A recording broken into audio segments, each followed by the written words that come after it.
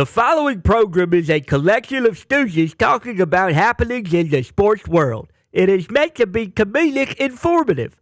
The opinions expressed on this show do not necessarily reflect the beliefs of their peers, their boss, or ESPN. There may be some cuss words because that's how humans in the real world talk. If you are young, please seek permission before watching any further. Hey. Why? Let's go. This show stinks, and the fact that you listen, we are very, very thankful for. McAfee on the line with a gorgeous assist. The all-time leading tackler for the Green Bay Packers. You pink. Stunner!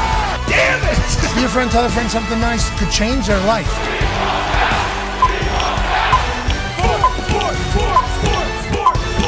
Hello, beautiful people. And welcome to our humble abode, the Thunderdome. On this Hey Coach Wednesday, August 14th, 2024. This program starts now. Football! He's the greatest, and today we have two coaches in the NFL joining us. Matt Eberflus of the Chicago Bears will join us in the second hour, and offensive coordinator for the Pittsburgh Steelers, RG Smith, will join us. Now, we do believe he will still have his mustache with him. If not, we will kick him off the show immediately. Yep. We have a relationship with Coach RG Smith that goes back to last year, where he joined us damn near every week as he was the head coach of the Atlanta Falcons. It did not go as fantastic as everybody had assumed, but now he's back in an offensive coordinator role with a team that is very near and dear to the style of play that he likes to have. And now with the success that he had at the Titans, with the buzz around the Steelers, with the defense they have, if he can bring the back, boy, Pittsburgh Steelers fans will love this guy, and wait till you hear him talk. I can't wait to get his take on training camp at St. Vincent, the new kickoff. Yeah, sure. He's going to have thoughts on the new kickoff, the Guardian caps, everything. We can't wait to chat with him. And then later in this hour, we'll have Mike Greenberg joining us to chit-chat about one of the biggest stories happening around the NFL, which is obviously Hassan Ridgely is still not at the New York Jets practice facility. He's never been there, except for once. Had to do a press conference when he got traded from the Eagles to the New York Jets. And the reason why he got traded from the Eagles, even though he's an all-pro player and a phenomenal football player, gets to the passer. Oh, yeah. A lot of sacks. He's got one of these. Yeah. Premium. He's got a couple of these. He does a little of this. Some of this, some a little bit of that. Phelps. Yeah, and he's got a cool helmet. You know, he is a real good player. But the reason why the Eagles had traded him and why he didn't want to play for the Eagles anymore is because they weren't going to pay him a contract. And he knew that 1 year left. The Eagles say, okay, we could probably get something in return. And they did. Okay, they certainly did. Good haul. With the New York Jets for this.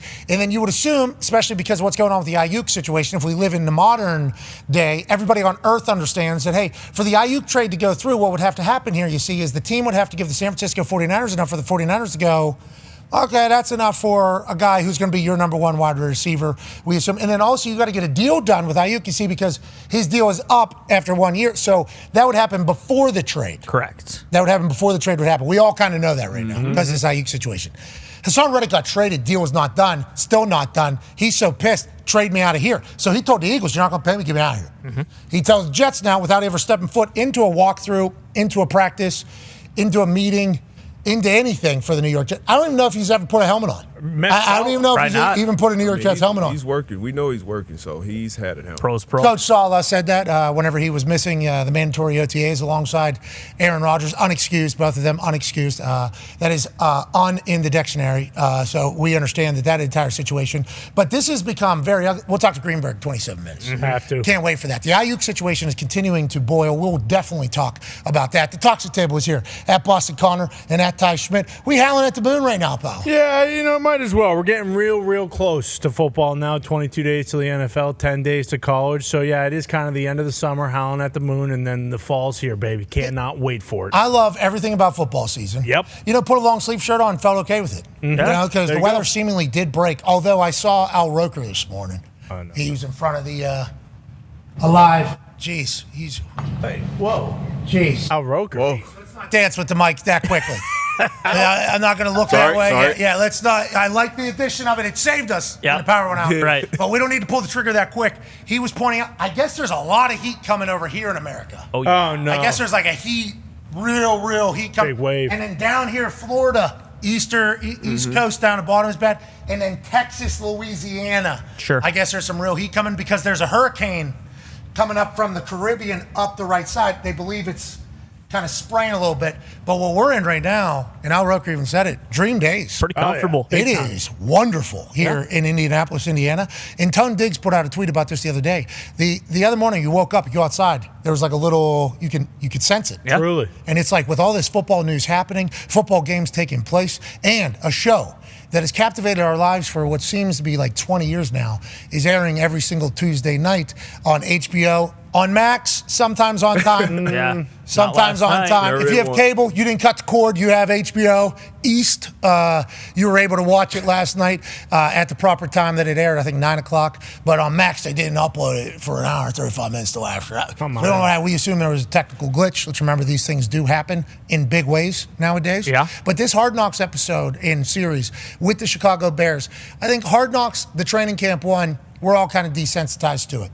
I think we see social media clips, and we kind of know these guys from all their other content, that what Hard Knocks did was certainly innovating, groundbreaking, and trailblazing, but we've seen it all before. So what is Hard Knocks good for if you want to watch? Well, obviously access that you can't get anywhere else, but you learn about these players. Yep. You learn about players. And last night, the Chicago Bears, I feel like there was a showcase of a few of their players that are top-end guys, and that's Jalen Johnson and DJ Moore. Now, granted, Caleb obviously had a massive, massive night on the show. Yep. Eberflus as well. And Colin Johnson, we celebrated because obviously how big he was there. But whenever you talk about two studs on their team, both of them got paid, I do believe. Yes. Yeah, I believe both of them have been paid now. That's what I took away from last night's Hard Knocks episode. I know you watched last night. Yep. 9-year NFL vet Darius J. Butler. Your thoughts on Hard Knocks? Yeah, obviously, you want to see a head coach. You want to see some of the unknown rookies, making their name for themselves, Caleb. But seeing DJ Moore, Keenan Allen going at it in practice, DJ Moore, Keenan Allen, and Jalen Johnson, who's an absolute dog, one of my favorite corners. It was kind of almost seemed like his episode, kind of getting a glimpse of him. Obviously, we saw some comments he made last week when the top 100 came out. He wasn't on it. Had some comments about Aaron being on it. He definitely should be on, I think, a top 5 corner. But to see how they compete, because some guys, one-on-ones, some guys maybe, okay, this may be the period I go get my wrist tape, I go do something else from a top guy. But to see the top guys compete with each other and obviously take that into the game.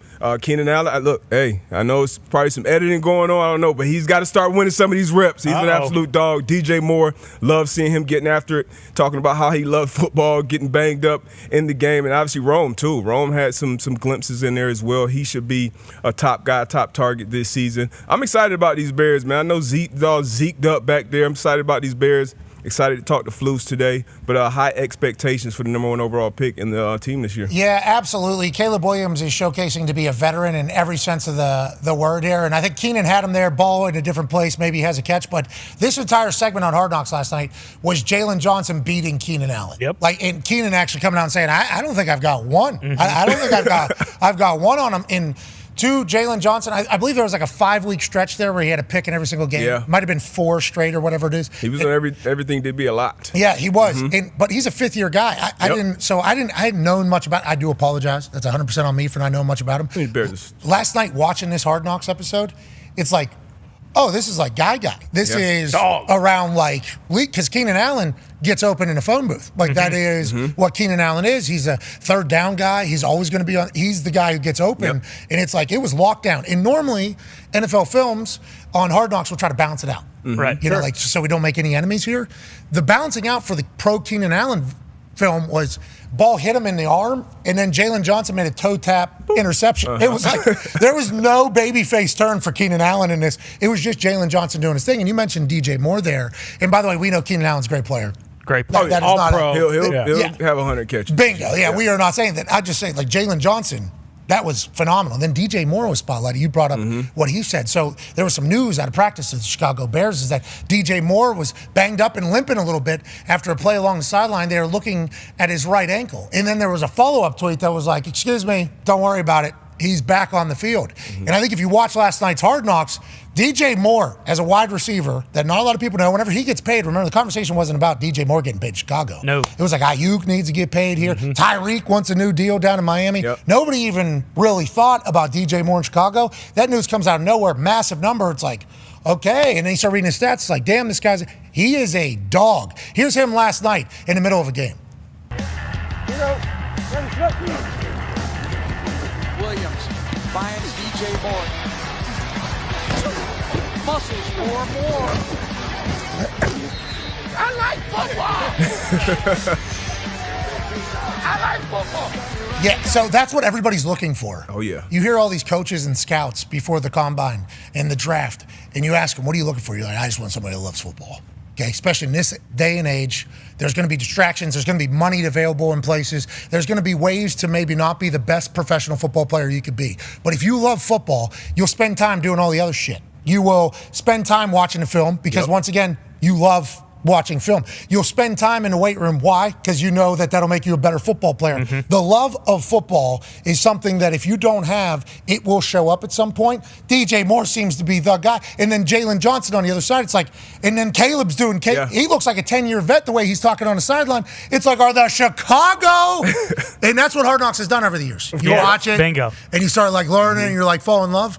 But last night's episode made me do that. For sure, with the Chicago Bears. And DJ Moore, obviously Jalen Johnson, those guys just got paid. So typically a lot of times you see in the NFL, guys have a contract year, they get paid. Maybe they start, not really bringing it. So them bring that intensity. Obviously, every day in training camp with the competes, you see him getting hit in a preseason game. Like, he's obviously played in some big games. And he's been productive, too. In Carolina, he was productive. Last year with Justin Fields, everybody had different opinions about Justin Fields. Obviously, they moved on from DJ Moore had a career year and then, earned himself a new contract as well. You got Rome, obviously a young guy who's going to be learning from DJ Moore and Keenan Allen every day. And then you have a young quarterback like Caleb Williams. You have those guys. And then Cole Kmet should be a weapon as well. You got Swift. So they've done all the right things this offseason. Oh, Swift on that.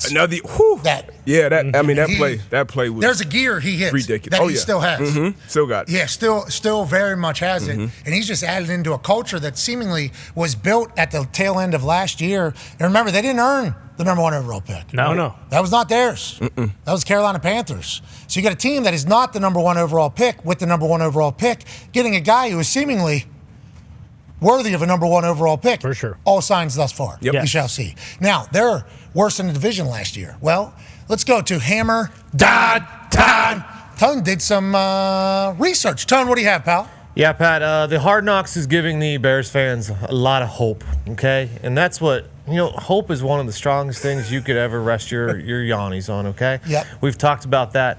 And there's a lot of hope in the NFL every offseason. That's, why, Pat? Because 19 of the last 21 seasons, a team has gone from worst to first in their division. It being the Houston Texans last year who did it, AFC South, I believe they had 2 wins the year before, and then they won it last year. And that's happened year after year after year after year. So it gives, we talk about the draft giving hope, and this gives hope every single year. And you see the 8 teams here that were last in their division last year, and a lot of them, there was injury issues with the Cincinnati Bengals and the LA Chargers. Or a lot of teams were just bad, okay?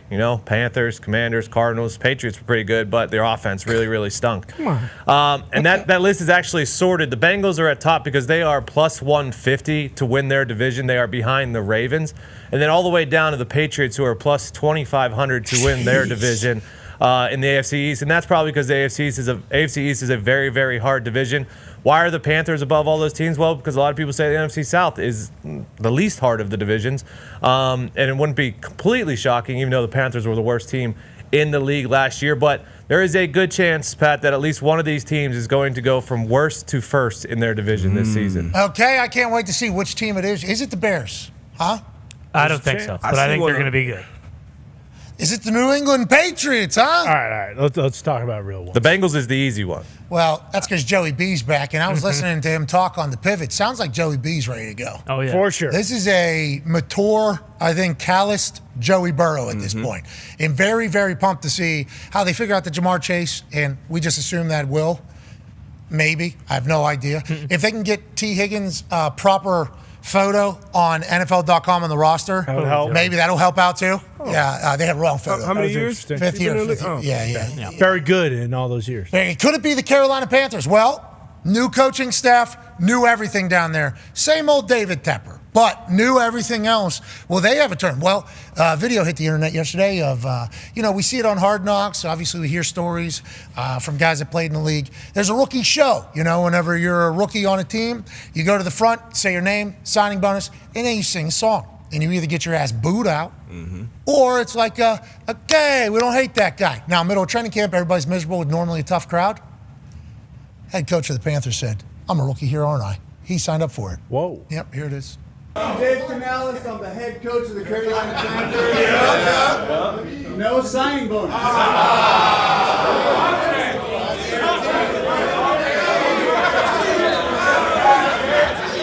Small team meeting. Yeah.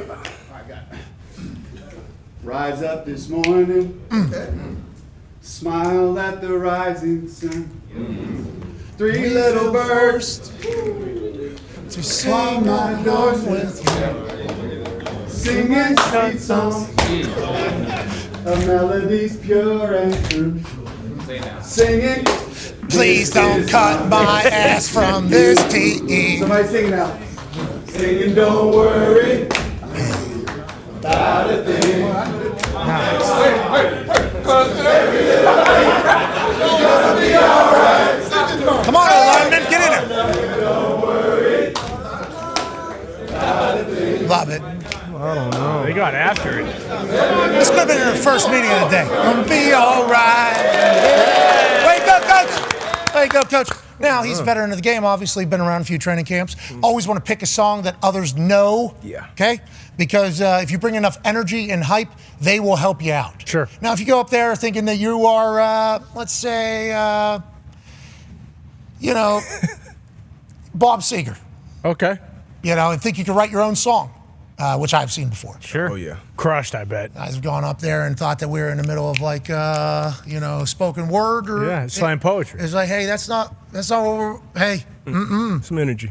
yeah, we need this sucks what we're doing right now. Okay, everybody's tired, everybody's sore. You're new here. We'd like to learn about you. Do the song and dance. Everybody else has done the song and dance, and move on.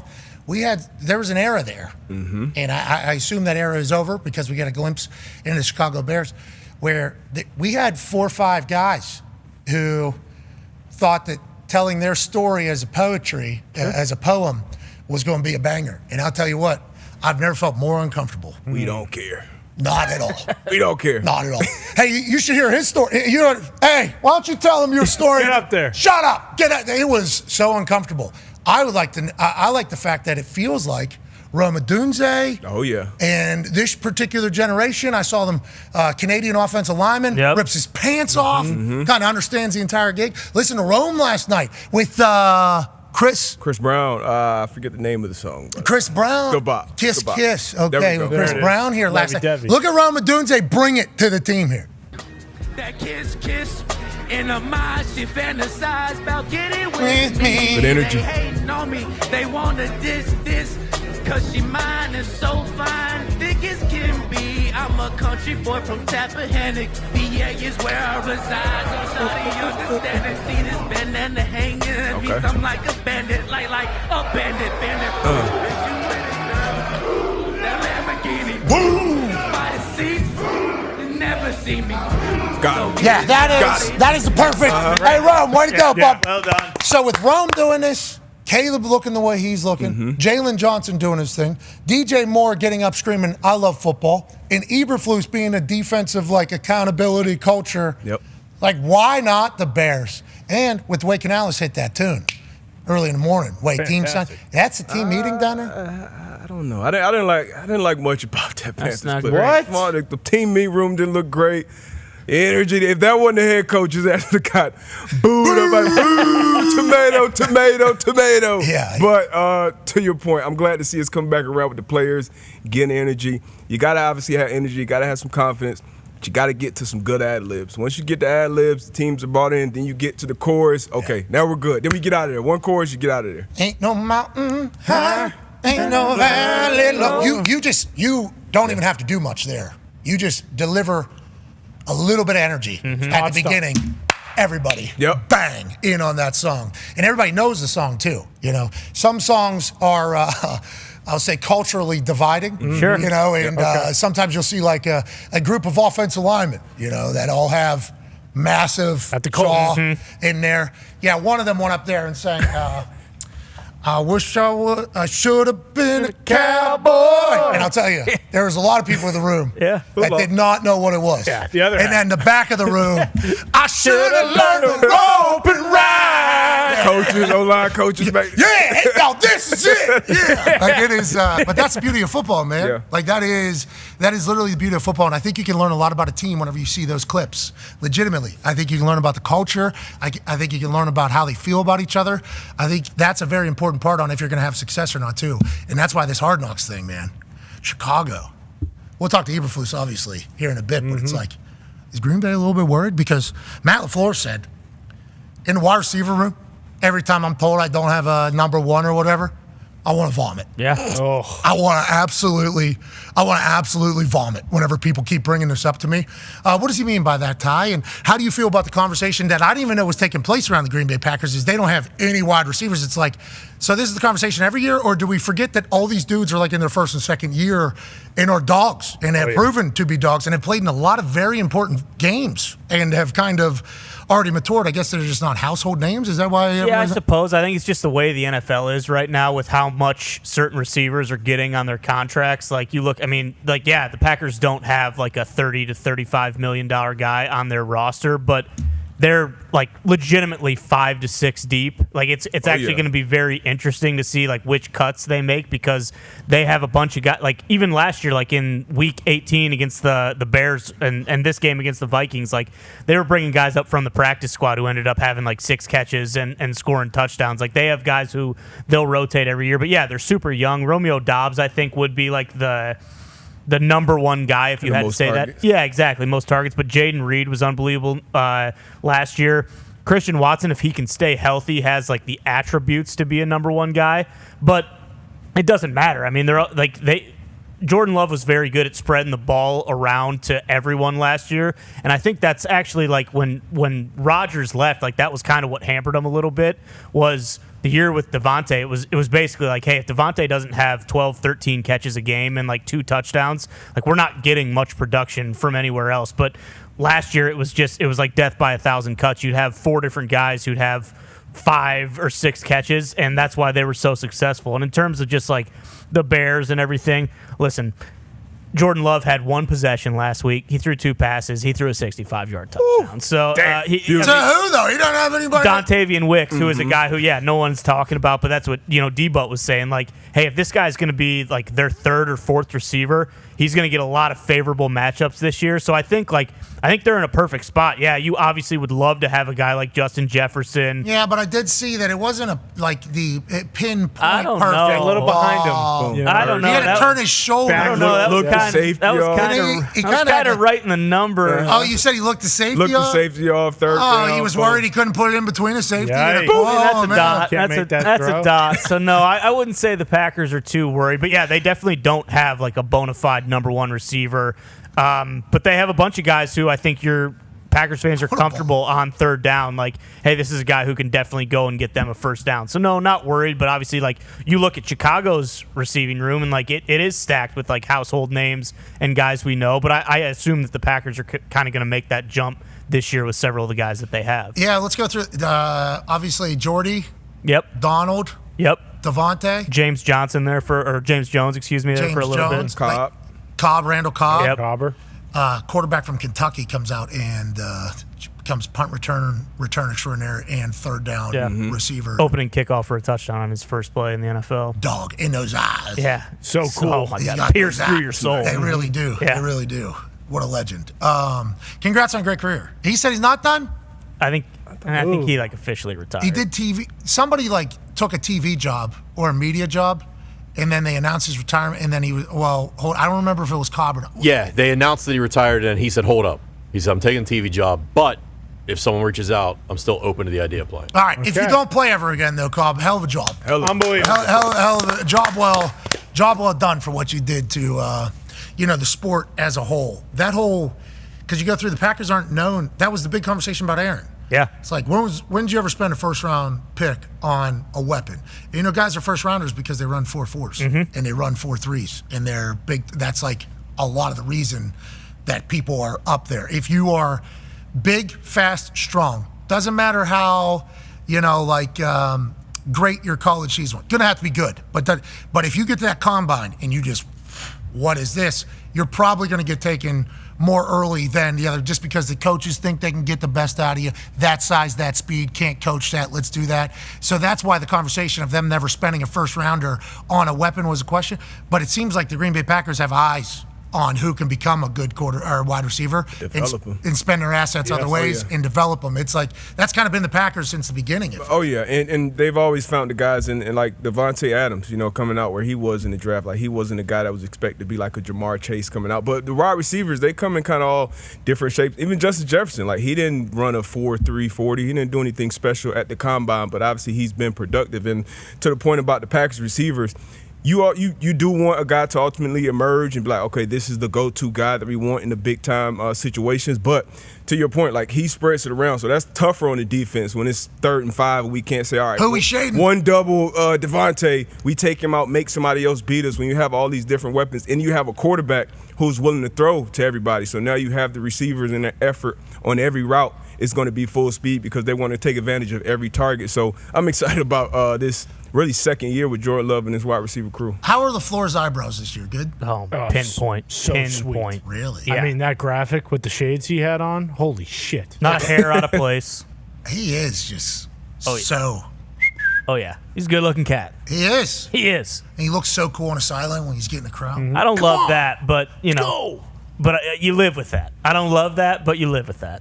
I mean, the What do you crowd mean? gets going, dude. Oh. Is this year's headshot? Look at the hairline. That's straight out of training camp. Look at this guy. Perfect tan. I know. Man, they got some cool coaches in the NFC North. Talking about Flus and that. Obviously, MCDC. They talked about that on Hard Knocks with the barber, the whole thing, the whole song and dance. Yeah. His hair looks very cool. Yeah. He looks Showed him a photo of Ryan Reynolds. Said, hey, make it happen, bitch.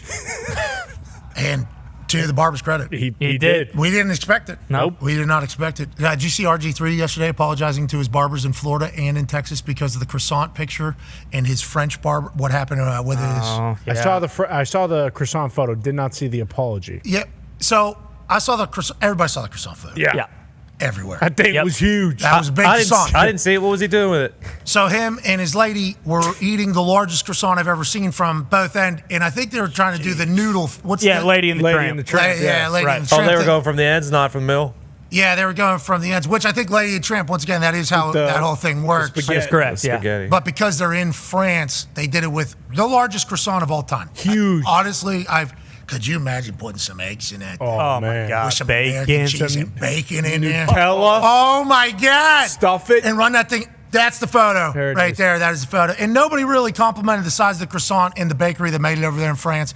Nobody really talked about the great views in the background. All anybody could talk about is the way RG3 was shoving that croissant into his mouth. Impressive. Your wife gets something. Well, that's the thing. I think that was the eagerness to get the croissant in there. Yep. I think there was a lot that was taken out of Piping it. hot at the time. There was a lot of memes, obviously taking place. What nobody noticed because of the croissant was hair. Not like that is not, you know what I mean? Sure. Oh, yeah. Yeah. Like So you got up Not at all. mid-cut. yeah, I didn't notice this either, but I guess some on the internet did, and certainly were loud about it. So then RG3 said he apologized, to his barbers because his barbers were taking shots on his shin. Sure. Really? And Sure. his barber's like, it was a French barber. What was that? So now he is all the way back, which is great because, very clear. Here it is. This Oh, is, nice. Yeah. This is the barber. The barber was actually holding the scissors behind him. Okay. Telling him, Got it Khaled, faded. put it up. tell these people. Yeah, apologize now. I'm happy he's got it figured out. Good sort of. Good fade makes you feel good. Oh, yeah. Without a doubt. Changes the I game. bet you Eberflus's mindset is so much different with that fade. It's when they started that run at the end of the season. Potentially. Legit. And then he's got the Maestro's Roman Reigns Yep. beard going, which seems to be the go-to for beards right now. Oh, yeah. If you can grow one of those, you really do. I saw a fucking Big one? big, but properly. Like Joey Sly. Yeah, I saw one like Joey Sly in the wild, and I'll tell you, it is like, wow. Like, do they straighten that? Yeah, take a comb. Yeah. Oh, for sure. Like, Gumpy's got an incredible beard. Remember, his was getting long. It was. And we all thought, kind of Amish right now. Mhm. And he even thought that as well and kind of tightened that thing up. But there's some people that have those big, burly ones. Thick. Is Eberflus going to grow a playoff, like a season? He should. I don't know, because does that change his coolness if he does change his beard? I don't know. Speaking of coolness, we need refs to have better eyes. For sure. Can't be having refs just blatantly miss things that they're standing feet away from. Especially now. Especially right now. Well, maybe now is the time to actually miss it because it is training camp. Everybody's getting better. Sure. There is video surfacing from Baltimore Ravens camp. I believe the video that we are using is destroying. Yeah, Donald. Okay, shout out. Absolute dog in the kicking community. Hopefully he's healthy with the injury that he sustained in the UFL. And I'm bummed that he didn't get a chance to showcase for the team and inevitably what happened. Continuing to give back to the football world. They love destroying. He was at Baltimore Ravens camp. And Justin Tucker, going to go down as a GOAT when it's all said and done. Already is. Hits the cleanest, best ball anybody has ever seen. The most made kicks of all time, just right down the middle. There's no question or 68 yards in practice. Let's see if the old man still got it. Tucker hits it. There's somebody returning them back. A little disrespectful. Wow. Returner says good. Whoa. Right ref says good. Left ref says no good. Hold on. Really? Says no good. Are we sure about that? So you watch it back again, and then all of a sudden it's like, how do you tell if it's good or not? Well, you stand right underneath the upright, and you keep an eye on it. Clearly. Okay? You keep an eye on it. The player, boom. I mean, that's obviously good. It's a made field goal. So Justin Tucker, absolute beast. Absolute beast. Right. Still got it. Love it. Keep going, Tuck. You're the absolute man. And he can sing. He's an opera. That's right. Multi-talented individual. Big time. Obviously a beast. But the ref on the right side, love it. Love that you saw that was good. Player originally, it's good. He's celebrating his teammate here, Justin Tucker. Then as soon as he turns around, he's on the defense, Tucker's on the offense, sees the ref, he goes, no good. He goes, yeah, you're right. No good. No good in there. on. So, he's on the defensive side, Tucker's on the offensive side. We can't be having refs miss that, though. No. Terrible. I mean, that's, Cut him. Well, I mean, that ref needs to stick to his Get him out of guns. there. Thank you. That's what training camp is for. Boom, you failed the test. You're out. That's what we've been talking about whenever we need like a ref pool. Yeah. Because if this guy who cannot, I mean, come on. I mean, What are we doing here? that's 6 inches away from him. That's now he'll say the middle upright is in the way. Well, it's like, well, then look at the other person who has it right. You got a teammate over there, and they immediately go, nah, I don't know. I mean, it's right in front of you. I might not be able to. That's no good. It didn't make that. It didn't make 68 yards. No way. No. So as they were lining up, Looking at in his head, he's like, there's no fucking way. Yeah. Blinked. All right. Yeah, don't even have to see this. Yeah. We know what's going to take place. We need that to be fixed before regular season. Because if we got guys making 68-yard field goals, and then they're saying it's not good, is that even reviewable? It better be. Gotta be. It has to be now. That would make sense for the chip and the ball deal. It's like I feel like that'd be you put one on the upright too, then, or map the upright, and then boom, we'll never get one of those wrong ever again. The ref closest to us was way worse. Like, he's going to be in a game this year and see something and know what he saw, and then because he gets peer pressured, he's going to change his call. Like, Yeah, we don't like that either, huh, Tone? We don't like that either. No, I think the ref closest. I don't know which one's worse because you got to see 2 feet from you, but you also saw it go over, gave the good, and then we're like, hey, your friend said no, so He just rolled over. that guy's probably done a lot of drugs. And in guess his what? life. Teams are not allowed to review if a field goal or extra point was made or missed if the ball goes over the uprights. Hey, Raj, can't have that one. No. Can't have the left upright one. It's embarrassing. Ever doing it. That'd be an NFL record. Yeah. Bingo. And that's the tough one when it goes, over the top of the. That's the tough one when it goes, come on now. That's I was on a sideline beat for the Boca Raton Bowl. Sure. Good bowl. Prestigious bowl. beautiful. Boca Raton is a beautiful area. Beautiful. Yeah. What did we say? I got a room at the Boca Raton Club or something? Yeah, it was awesome. It was right on the ocean. Yeah, that Nice wasn't club. the hotel that was booked for the job. No. But as soon Best as Western. bingo. As soon as we heard ashtray outside, cockroach inside. Yep. Biggest upgrade of all time. End of season. I'm not fucking doing this. I'm going to in go. the toilet. And then I saw pictures on my phone of this Boca Raton Club. I'm like, I'm going there. Let's go. How much is it? Very pricey. Sure. Very, very That's pricey. Boca, baby. For good reason, though. I mean, that was maybe the most beautiful place I've ever stayed for work, ever. For sure. Anyways, do the Boca Raton Bowl. I'm bored. I'm a silent reporter. Not allowed to talk, really. I have to, hit a button, ask for permission to speak. Did not know that's what I was signing up for whenever I did it. Just done it. So I literally, the one time I went out with the refs whenever they did a kick, with my microphone, live game, just walk out and do the thing. And then I realized, not as easy. Not as, there is it's a weird, because if you're off just a little bit, then you're staring. And then if you look out this way, then you're looking this way. In the football, for the uprights, if it's directly over, no good. But if it's a third on the inside, it's good. So those ones that are above the uprights, I do not envy these refs. With that being said, can't be missing layups from No, not at all. Joining us now, ladies and gentlemen, a man who's been setting the tone for the sports conversation for the last 30 years. He's in 2 broadcasting Hall of Fames. Do we know which ones they are? No, but we know they're super important. Yes. Because this guy accepted the nod, and he wouldn't accept anything if it wasn't absolute class. Host to Get Up, Jets diehard fan, ladies and gentlemen, Mike Greenberg. Yeah, Greeny! How are you, bud? I've been dreading this call. From the moment Hassan Reddick demanded a trade, I have said, I'm going to hear from McAfee on this thing. I'm not going to lie to you. I thought this bet would at least make it to the trade deadline. The idea that Reddick is not going to show up is the most ludicrous miss by any team I've ever heard of.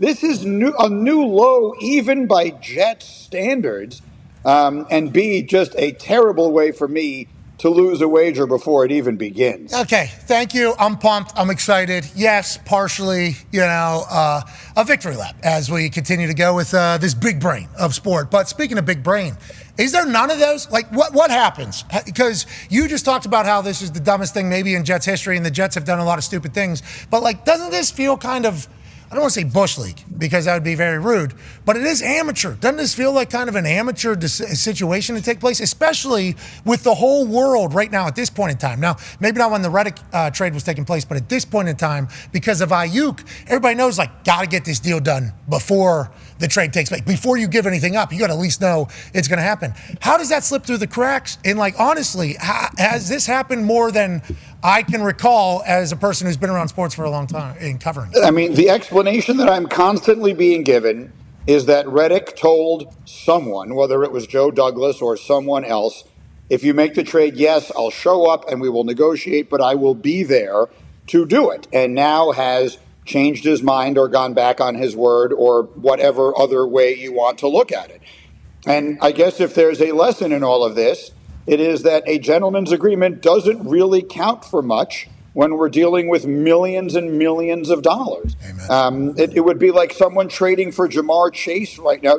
Aiyuk is actually a better example because Chase has 2 years left on his deal. It would be like someone trading for Aiyuk right now and then being surprised that he wants a new contract or he's not going to show up. It's inexcusable. And the Jets can say anything they want about it.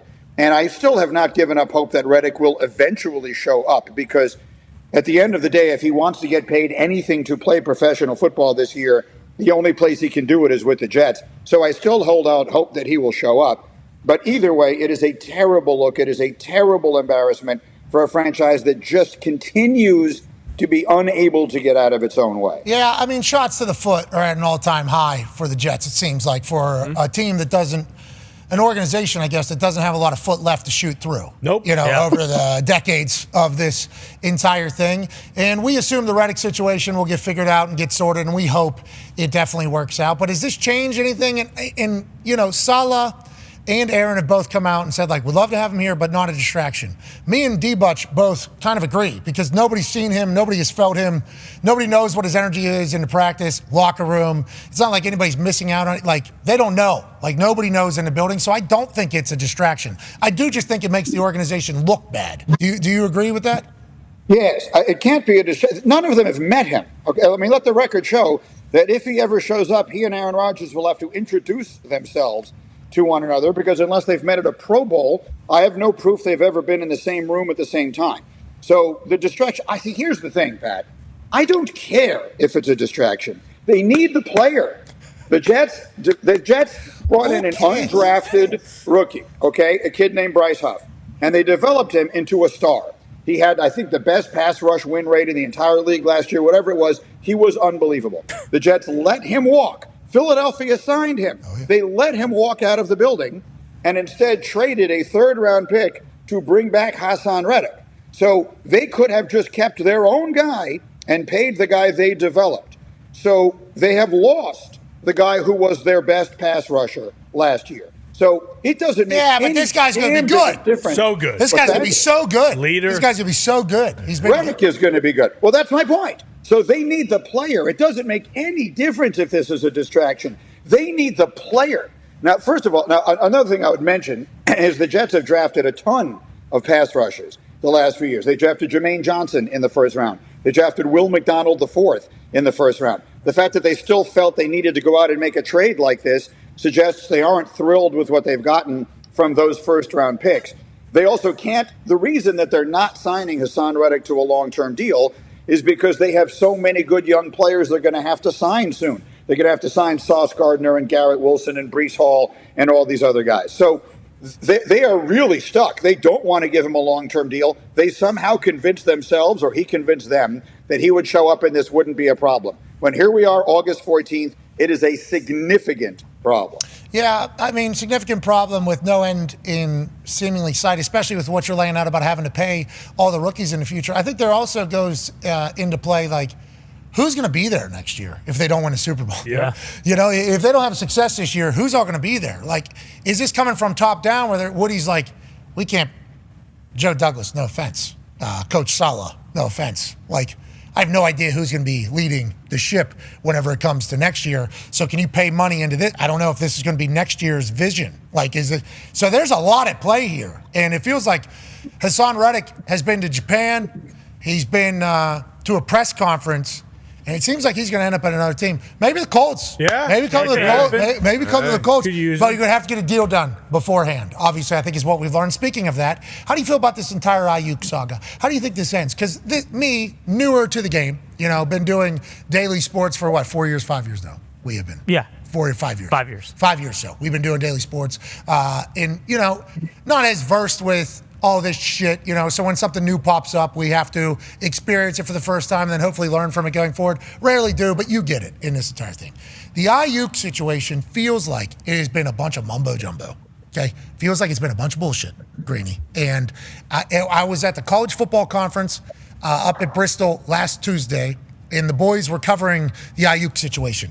And there was a little bit of a situation where Schefter said he doesn't see there's any chance he ends up at the Steelers. Then more information came in later. It's like, whoa, maybe he is going to be a Steeler. And then I sat back, as somebody was speaking for the third hour or so, I sat back and I thought to myself, this all feels like a work. This all feels like a work.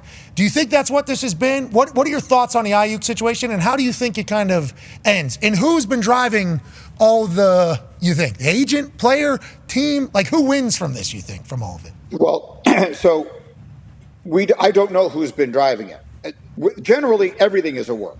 Everything that you hear out there is stuff that is being positioned by someone. Usually, if you can figure out who that someone is, then you can figure out what their intentions are. It seems to me that Brandon Aiyuk wants everything, and he's not in a position to get it. He wants to be a free agent, and he isn't one yet.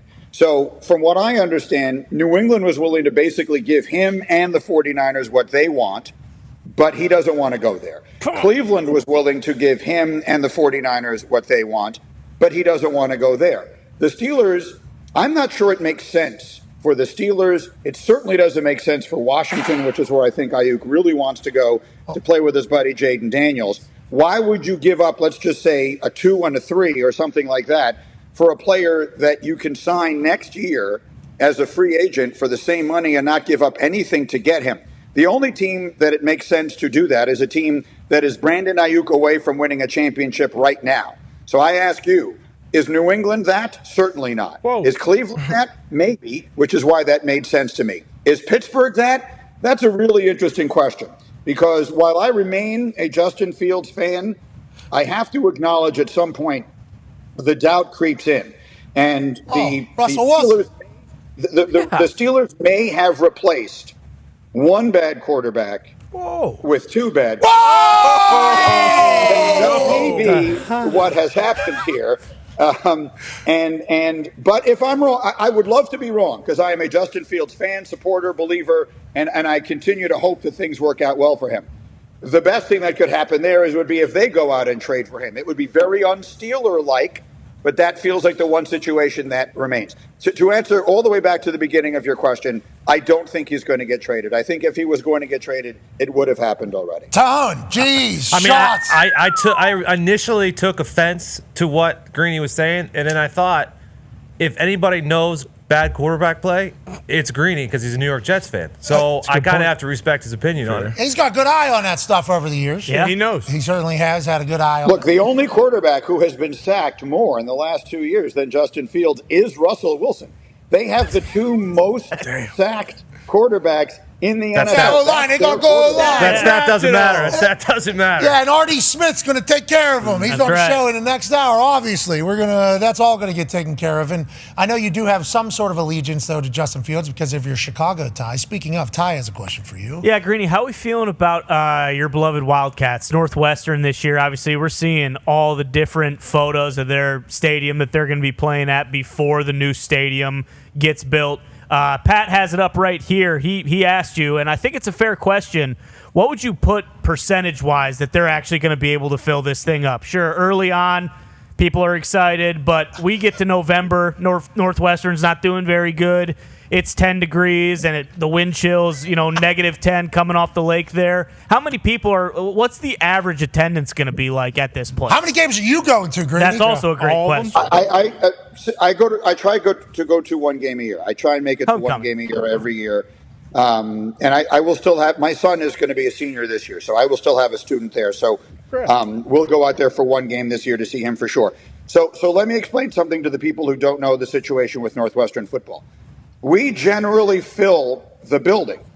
The problem is, it is always the fans of the other team. Got it. Bear in mind, we are playing in the Big Ten. You guys are good hosts. You guys are great hosts. The stadium is Chicago. filled with Wisconsin fans, Ohio State fans, Michigan fans, all these other schools that travel so much better. I actually think that this much smaller stadium, and I did respond to you guys yesterday on Twitter. I didn't see it. I must have you muted. I actually think this is going to be a huge advantage because there won't be as many seats. Our students will actually be able to fill this place up or come close to it. So I think Northwestern will actually have something that we have historically never had dating back to when I was a student there in the 80s.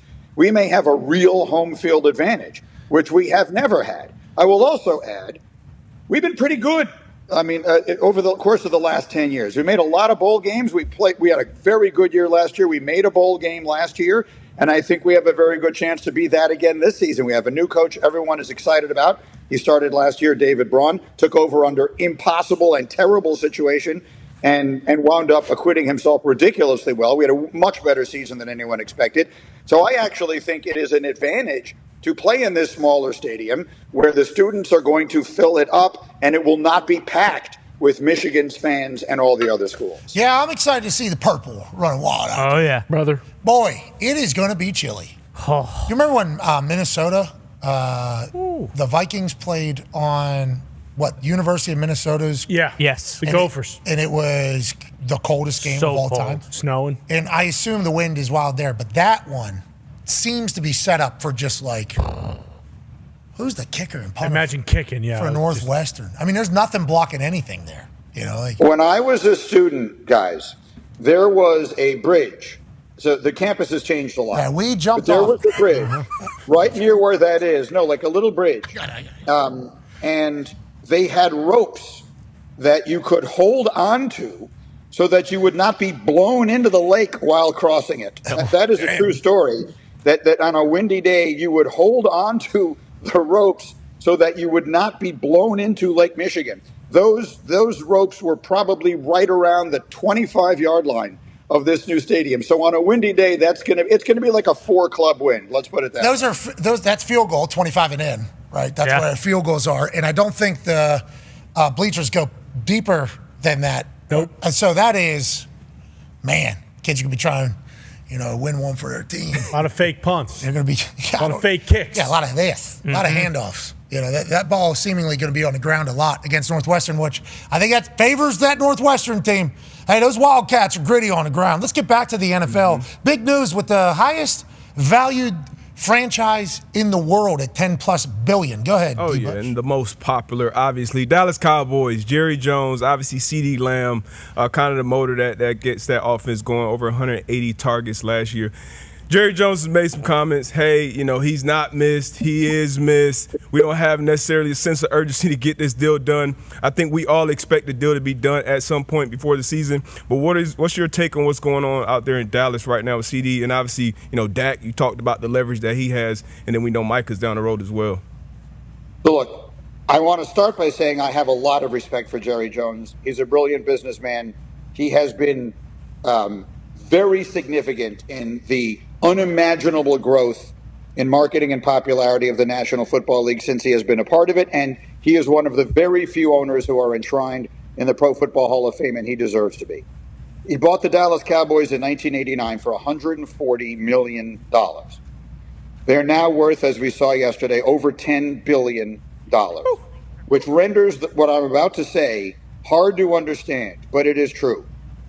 They are cheap. They are a cheap franchise. Their cash spending every single season, look this up, text my boy Hembo and have him send you the numbers. Every year, their total cash outlay in players is the lowest in the NFL. It was the lowest last year, the lowest this year, and projects to be the lowest next year. They don't spend money.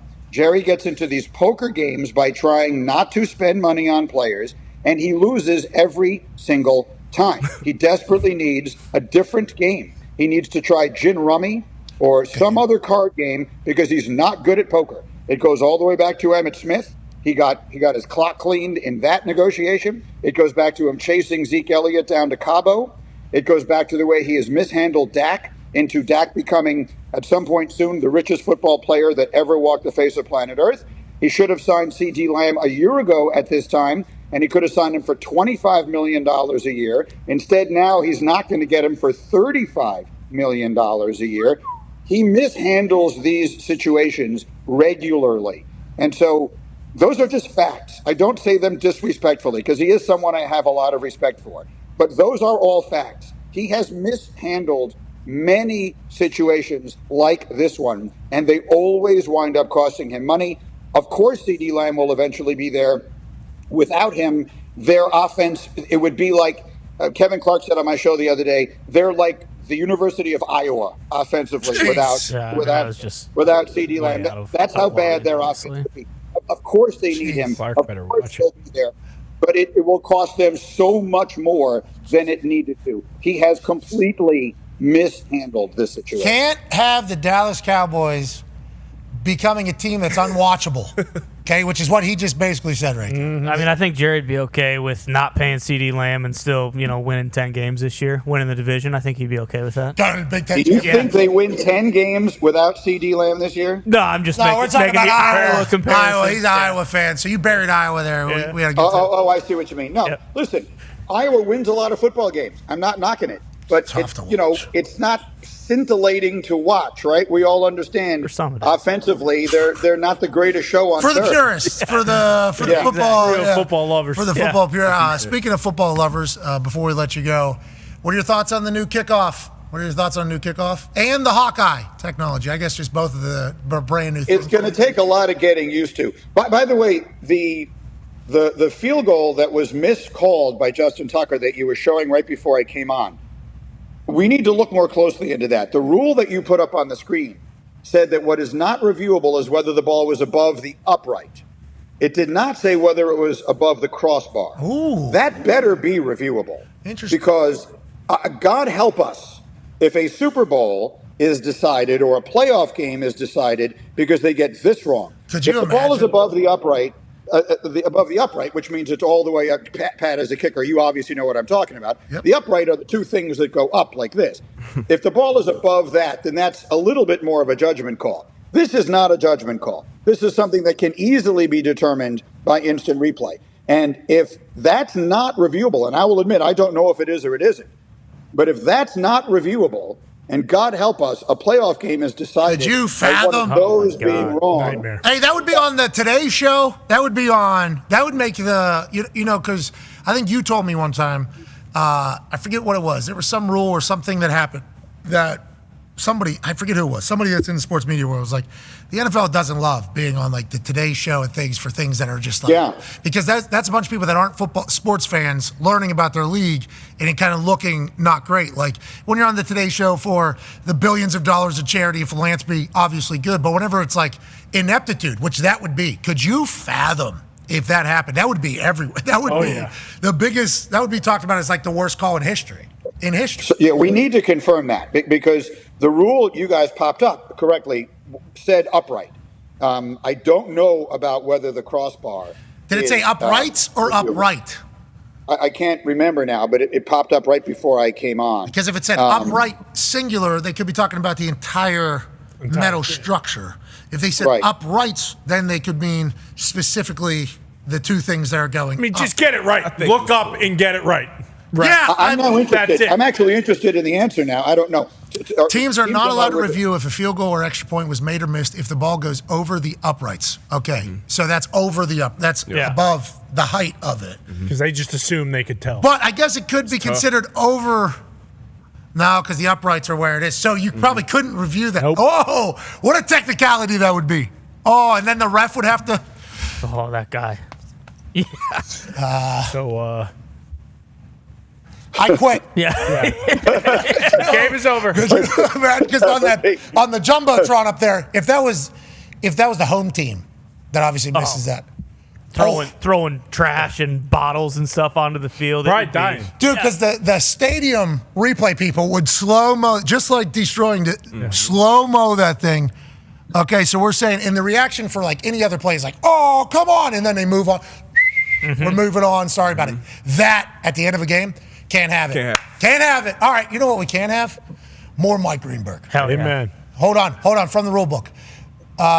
Field goal or try attempt. Whether a field goal or try attempt cross above the crossbar and inside the uprights is reviewable, but only if the crossbar crosses the plane of the goalpost. Thank God. All right. Hey. We're good. There we go. We're good. That ref could be that terrible, and we can move along. Yep. Now, I've heard that ref makes other good calls. Sure. This is just not, bread and butter. That's why he's working it in training camp. You know who doesn't need any work at anything? This man at hosting a show. We appreciate the hell out of you, Mike Greenberg. Yeah. Thank you, fellas. Thank you. We have a heart out, Mike. Sorry. He gets it. See you soon. All right.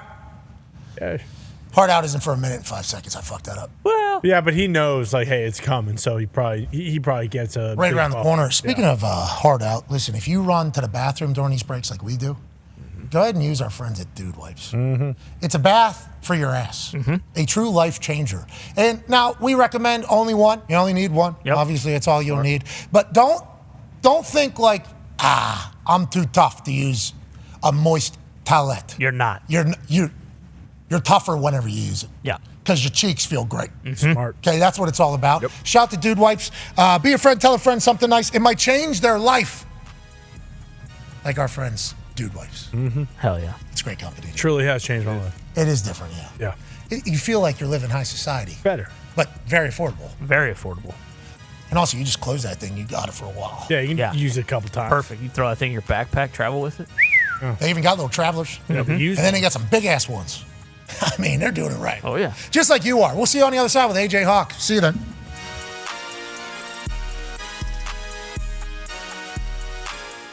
Joining us is a demon. Ladies and gentlemen, O's the Mentalist will be joining us. All right, O's. Let's go. What's the pick? I'm not giving away for free. Bill, what time is it right now? 7:57. Write it as big as you can. Wow. Okay. It's about to get This weird. guy. From this point on, I never touch this bad boy. We're going to revisit later in the draft. All right, O's, get in here, you sick son Get of a weird. bitch. Almost 2 hours. Hold it. Oh, don't drop it. Oh, no, I dropped it. Okay, AJ, take the cards, look through them, and here's the thing. I want this to be random. Yeah, you can. Okay, yeah, what's up? My hands are a bit frozen, but yeah. I want you to take, but hold on. I don't want you to look for your favorite. Bill's booking Sean Payton right now. So There we go. Head boy Bill. AJ, slow. Lift. No. What one of your guys? Take off a piece. Oh, It could you be a fucked lot or my a little. shirt. Oh, right here. And don't look at it. Lift it up. I'm not. Put it against your body. That feel right? Yeah, feels AJ, great. if you don't feel like this is the right moment for you and you want to change, put it back. All right, I'm putting it back. It's up to you. All right, lift off wherever you want, We're back. more or less. No, that's not, okay. Now I'm good. 3 times. Good. Okay. This is a good one. Are you sure? Yeah, of course. Stay right there, locked and loaded. Oh, you fucked up my shirt, front. And there is a white piece of paper. Yep. Is that right? That's all that's in there. Take that out. I want you to see this. Look, AJ, open it up. No fucking way. No and way. show us and show AJ what you got. What is that? Show us 9 to 9. Turn around and show us where you're at. You ready? Yep, turn it around. No way. Shut up! This guy! 757, that's important. That's been in there since 7:57. Imagine that you somehow know the game of the year next season. Tell us, what are the 2 teams that you're seeing in this game? Say it. Packers and 49ers. Who do you think's going to win that game? Packers 34, Niners 27. Tell me on your life. Did I tell you to say anything? Did I You say did it, and I swear to God, if you get this right, I'm gonna rip your fucking head off. Tell them the game of the year. Oh my Read God. Read it to him, please. Come on, bro. Read it to him. Packers beat the 49ers 34-27. Remember this screen grab when it happens this season. Open up what's been in there since 7:57. Come on, dude. There's something wrong with you. Open it up. It says Brock Bowers, 30th How? pick Raiders. Fuck this guy. Oh, fucking way! There's no way. This guy's a witch. Bears, Caleb Williams. 100% we knew it. Commanders, Jaden Daniels. No, don't you dare. Patriots, Drake May. Cardinals, Marvin Harrison Jr. Chargers, Joe Walt. Giants, Malik Neighbors. Titans, J.C. Latham. Michael Penix Jr. Roma Dunze. Vikings from Traded Jets. with the Jets. What? J.J. McCarthy, Jets from Vikings. Olu Fashanu, Broncos, Bo. Knicks, and then the 13th pick. Oh my God! Bowers to the Raiders. I'm so happy I'm not. Beautiful. Taped on his chest since 7:57 right now. The following program is a collection of stooges talking about happenings in the sports world. It is meant to be comedic informative. The opinions expressed on this show do not necessarily reflect the beliefs of their peers, their boss, or ESPN. There may be some cuss words because that's how humans in the real world talk. If you are young, please seek permission before watching any further. Hey, Why? let's go. This show stinks, and the fact that you listen, we are very, very thankful for. McAfee on the line with a gorgeous assist. The all-time leading tackler for the Green Bay Packers. You pig! Damn it! Be a friend, tell a friend something nice could change their life.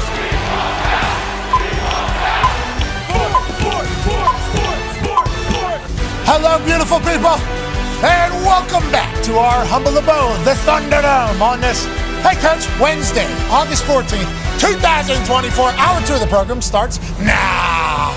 Football is all the way back, so football is obviously the topic of discussion, and we can't thank you enough for allowing us to do this for a living. The time is fantastic, and it's only getting better. The weather is kind of broke here in the Midwest, so we're getting a chance to feel a little football weather, a little football air. We got storylines, we got players, we got hard knocks. Life is fantastic. We hope you feel the exact same way. The Talks Table is here at Boston Connor and at Ty Schmidt, a 9-year NFL vet, host of Everything DB, Good D, Bad D, Darius J. Butler. Yes, sir. Baby D-Butch. Live from Hammer, Dahn is Tone Diggs. And joining us live from an attic in Ohio is a college football national champion, a Super Bowl champion, a Ryder Cup winner, and a man who is the all-time leading tackler for the Green Bay Packers, but also the trailblazer on the Guardian Cap era. That's right. Wore pillows on his helmet before anybody else. This man never had a documented concussion. CTE free, AJ Hawk. Baby Hawker. Do any of us really know if we're CTE free? Well, I actually saw AB and Le'Veon Bell talking about that on the CT ESPN podcast, I believe. Excited to hear their answer on that. He also, CT ESPN also reported that Brandon Aiyuk only wants to be a Steeler. Mm-hmm. And I will say CT ESPN has been in the know before. Like AB does know a lot of football people. He's saying that he wants to be a Pittsburgh Steeler and will not accept any offer from the 49ers. We shall see if CT ESPN is accurate in their reporting. Have been before. Have been wrong. Have been accurate before. The Aiyuk situation is continuing to just cook. Wow. All roads seemingly lead to him going back to the 49ers. This is Hassan Ridgely stuff, though. Mike Greenberg just said, lowest low in the history of stupidity for the New York Jets. Pretty upset. He's down in the dumps, wasn't he? Bro, he's a little bummed out, isn't he? Yeah, very. He's bummed out about it. I don't care if it's a distraction. We need the player. Yeah. That position needs to be upgraded if we are going to have any success this year. We let our good guy go for this guy. Yep. And this guy doesn't want to be here. So now Greeny obviously has never been in a locker room, and that's not his fault. His chosen profession that he's incredible about is talking about the locker room. Distractions in locker room do matter.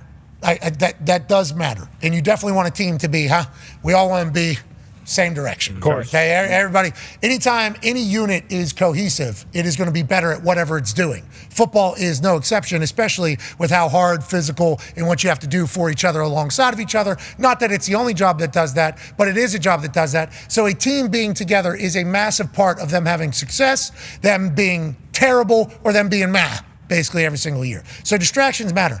This is not a distraction to that locker room, because they probably think it's hilarious. I'd assume the locker room thinks it is just as hilarious and ridiculous as we do. Right, AJ? I'd assume that is how they are viewing it. And when he gets there, it'll probably be like a hilarious, all right. Welcome in. Okay, good to see you, man. Happy you're here. You know, we thought this was going to be sooner. Like, this is not a distraction, I think, locker room-wise. So I think that's good news, at least for the Jets.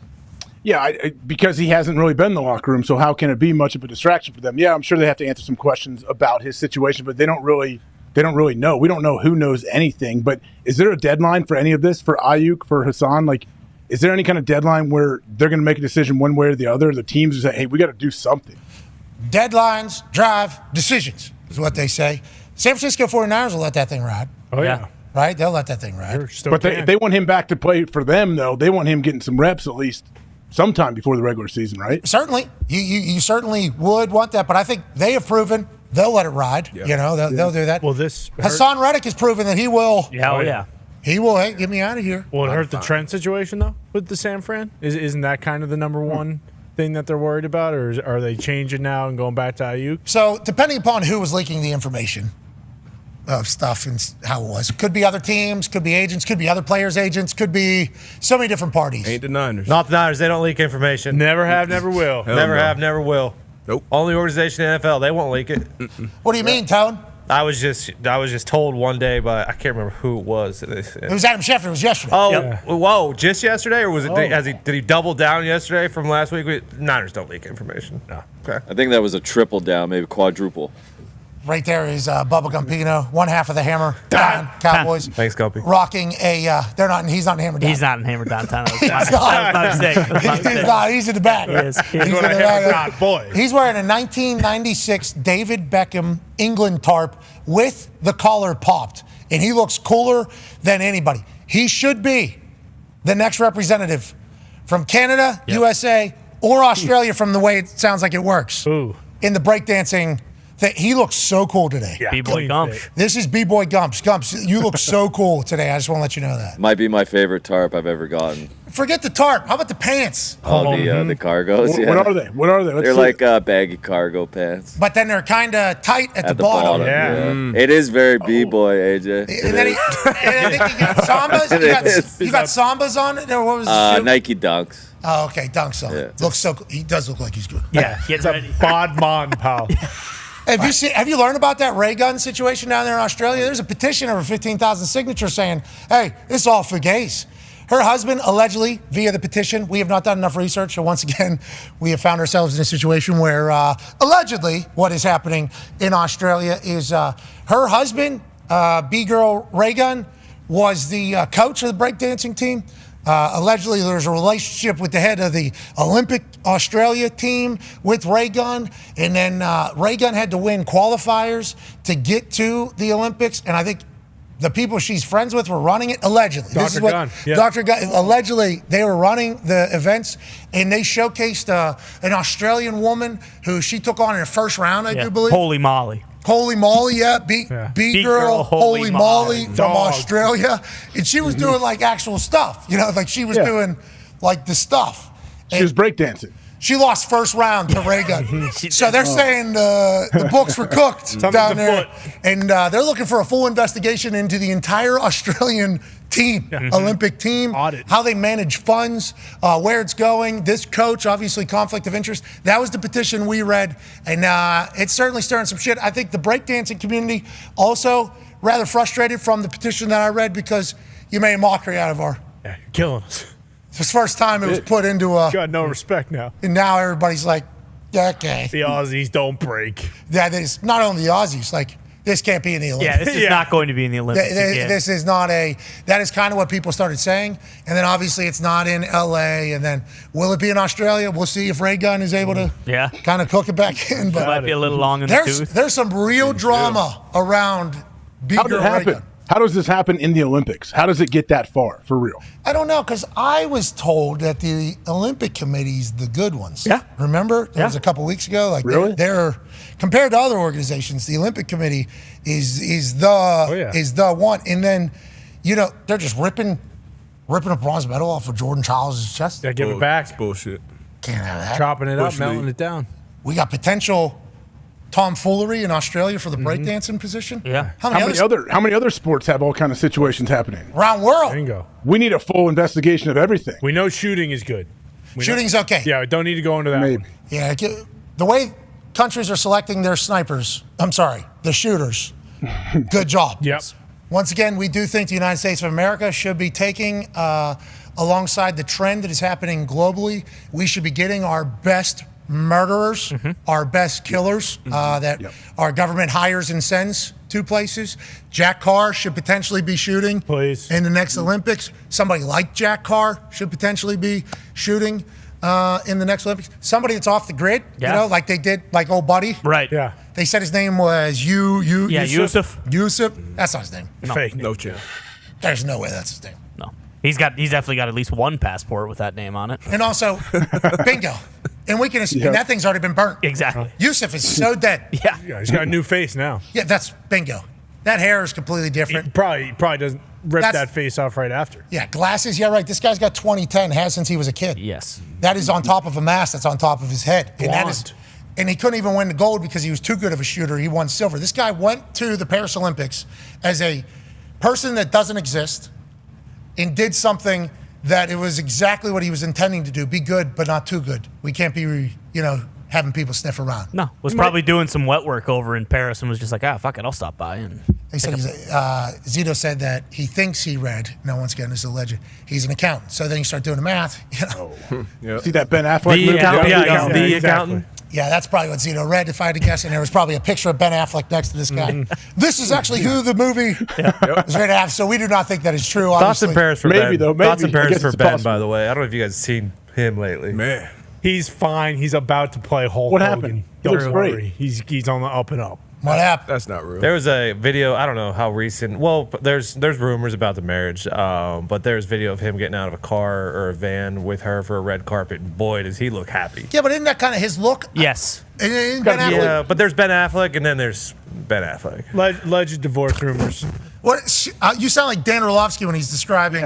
There's accuracy and then there's ball placement. Right. Well, there's happy Ben Affleck, and then there's Ben Affleck, with the Dunkin' Cup smoking the cig outside with the back tat. That's the only Ben Affleck I've ever seen. Paparazzi. He doesn't like the paparazzi. I get it. There's Ben on the sauce and Bingo. there's Ben on the cig, is what people are trying to say. Well, hey, Ben, we hope you find your happiness. Yep. If you're not happy, I just assumed that was his thing. Like, just not happy. I think it is. I mean, that's kind of a Boston thing. So I just figured he was just continuing that on forever. I thought that was his gimmick. Yeah. And then, like, when I'm watching movies, I'm like, oh, that's the unhappy guy. And then it's like, that is his thing. And he'll be happy again because Connor is right. He's about to win an Oscar for portraying the Hulkster very soon. So have they shot that yet, or no? He's gonna go full method. So I think he's gonna do. Is he getting all jacked up for real? He was at the live thing blonde where hair. Hulkster asked the crowd if he was the best in the world.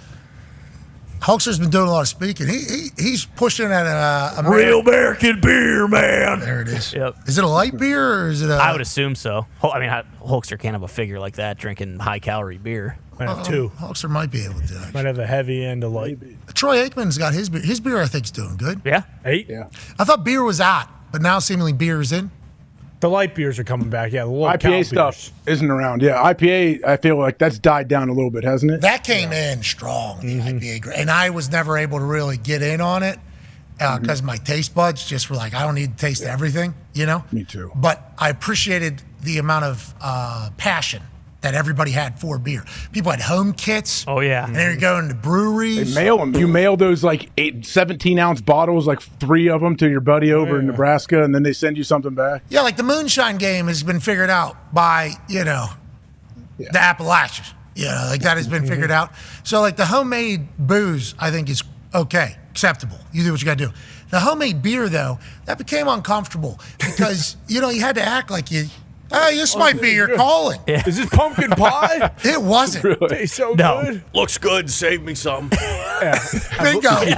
So much of that. Because, like, whenever you order, vodka, whatever, like, who made this? Oh, this is shit. Well, the bartender sucks. When you're drinking a beer with the person that turned their basement into a fucking brewery, it's like you got to like This might be your calling. You tell people that. Oh, I dropped it. This might be your calling, like so. Oh, no. And Quit your job, bud. You got this. And I chugged that Go thing as fast as full-time. possible to get it over with. Oh, yeah. Oh, so good. Man. You want another? Put it down. All right, fill them up. Well, you made it, right? It's supposed to be like that was really, I think you missed your calling. Then I would just kind of skirt out. That happened to me 4 times. I was like, terrible. So I would start asking if somebody had a fucking their own, am I going to be drinking the person's actual beer? Because I'm going to tell them I'm sober. And so that was a good move. That was yeah. Turns out, Pat's you look like really high right now. No, I'm sober. I should have slept 3 days. Tired as hell. Paul Haven. Yeah, thanks. I wish I could drink. I heard yours is better than ever. Heard you missed your calling. Did you see any of the Hard Knocks last night, AJ? Oh, yeah. I think, honestly, I'm entertained. I really am. I like seeing, I don't know. I like seeing the game footage when you get to hear guys that are mic'd up during the game and kind of see how that all goes. Yeah, for instance, like the DJ Moore clip of him saying, I like football and I love football after getting decleated against the Buffalo Bills in a preseason game, after getting paid a massive amount of money. Here's DJ Moore. Williams finds DJ Moore. Muscles more. I like football. Okay, so you see that, and that is all anybody is looking for to be on their roster, let alone be one of their superstars. Joining us now, ladies and gentlemen, is a man who's cultivated his culture seemingly in the Chicago Bears organization and maybe have the Monsters of the Midway all the way back. Whoa. Fresh-ass haircut, ladies and gentlemen. Head coach of the Chicago Bears, Matt Eberflus. Yeah. How's it going, guys? Hey. I saw on Hard Knocks the story with the barber and the whole thing. Right decision. You feel that way too. You look damn good with the new look Eberflus. Well, a lot of people are saying I look like you, so I think it's I stole the look off of you, so that's it's a good thing. Okay. So that means I look good too. So every compliment to Eberflus. Hey, if you could send those anytime you get them to me, that'd be fantastic. I can see it. I love the way you are seemingly running your operation up there in Chicago. Is it fair for us to say that at the end of the year, your culture seemingly wasn't like fully implemented, but felt like the entire building was bought into the Eberflus culture? Because that's kind of how we were describing it towards the end of the year, watching your team do what they ended up doing. Yeah, you look at the end of the year, I really feel that the guys started to buy into it, and it was really important that the guys just really work day in and day out, and that's what it comes down to. What we do on the grass is what matters, and the execution on the grass and how we work through the course of the week. And that really started to pay off in the second half of the year. So whenever you add Sweat, right? I think that's who you brought in. And then you pay them mightily. I know there was conversations, not by us directly, but on this program and many other programs, it's like, well, whenever you bring somebody in who hasn't done anything for your team and then you pay them, that could potentially, ruffle some feathers around the locker room. Instead, it felt like he paid them and like the entire team, like he became one of the pillars of your team. Do you feel that? And was that a massive move to get to where you guys are now? Yeah, it was a massive move, and Ryan did a wonderful job with that whole situation, and really he bought into us in the way we work, right away. We're all about respecting each other, working hard, and doing our work, and really buying into the partnership you have with your teammates. And he did a wonderful job with that, and he worked his tail off and had his best year of his career when he came to us, and guys were excited for him. He was very encouraging to other players as he went about his business, and so I think he really fostered those relationships as he went, and it kind of built upon itself. Every time we zoom out, you have an incredibly great backdrop, first of all. I don't know who did the lighting. Phenomenal stuff. Wow. I mean, absolutely. This is 10 out of 10 backdrop right here. This is Damian Woody during COVID. Yep. Backdrop type stuff High here. praise. But then up in the top left corner, there's a PTZ just sitting on one of your shelves right there. And for those that don't know, that's a pan, tilt, zoom camera, okay? That is controlled by somebody somewhere else. They have an actual joystick where they are that they can control where that's headed, where that's looking. That's NFL Films, obviously with Hard Knocks. What I've learned about your team through this Hard Knocks is like, wait a minute, I'm all in. Jalen, all your stars seemingly are the type of dudes that you want in your program. That DJ Moore, I like football. Do you watch Hard Knocks? Did you know he said that immediately after getting hit? Jalen Johnson, Keenan Allen, the way they're interacting, are you watching Hard Knocks and seeing that, or do you get to experience that on the day-to-day? It feels like your culture is one of loving football and hard work. And are you watching Hard Knocks, and are you proud of it with how it's turning out? Yeah, we wanted to just be authentic, in the process. And I told the guys once the announcement came that we were going to have Hard Knocks, I just said, guys, be authentic, be yourself. I said, we're already doing the things the right way. We respect each other. We work hard. We got great relationships in the building, and we honor that. And just be yourself, and that's going to be good enough. And the guys have really just done that. No one's done anything. They're playing up the cameras and all those types of things. We're really focused on our work, and our work is getting ready for the first game. And I think we're 25 days away from it right now. So, we got every day's got to count. We got to make them, and improve every single day. We got a big day tomorrow with Cincinnati joint practice. So that's what our focus is. Yeah, well, it feels like, I don't know how much of it you get to see or how much you get to say of it. You can tell your culture's there, and it feels like a locker room that I would want to be. Like, I think that's like maybe the biggest compliment you can give. Definitely. As former player watching Hard Knocks. It's like, that feels like a place that I would want to play and a team that I would want to play alongside of from my version of watching Hard Knocks thus far. Go ahead, AJ. Coach, I don't know if you ever saw the show The Real World back in the day where they would, plant these cameras in there. And a lot of the people, The Miz, a great wrestler who was in there back in the day, said that sometimes eventually they forget the cameras are there. Are you at that point? Are your players at that point? Or do you ever say anything and you're like, oh, man, they're definitely going to use that next Tuesday? Like, is this something that you're still on your mind daily? No, I really don't. I think Hard Knocks does a wonderful job of really staying, in the background and letting us do our business. And I think they've done a wonderful job so far. And we have the ability to edit, some things if we want to. And that's been a seamless process. We have Ted Cruz in here, who's part of our PR department, does a wonderful job with us. And, so it's been pretty seamless there. Man, Ted Cruz hates us. Uh-huh. Oh, buddy. Big time. Both of them. Formerly, well... Yeah. Not Texas Ted Cruz. Excuse me. PR Ted Cruz, Okay. who we were talking. I completely forgot about the other Ted Cruz. He's got a beard, I see. Yeah. That is the. He's working PR.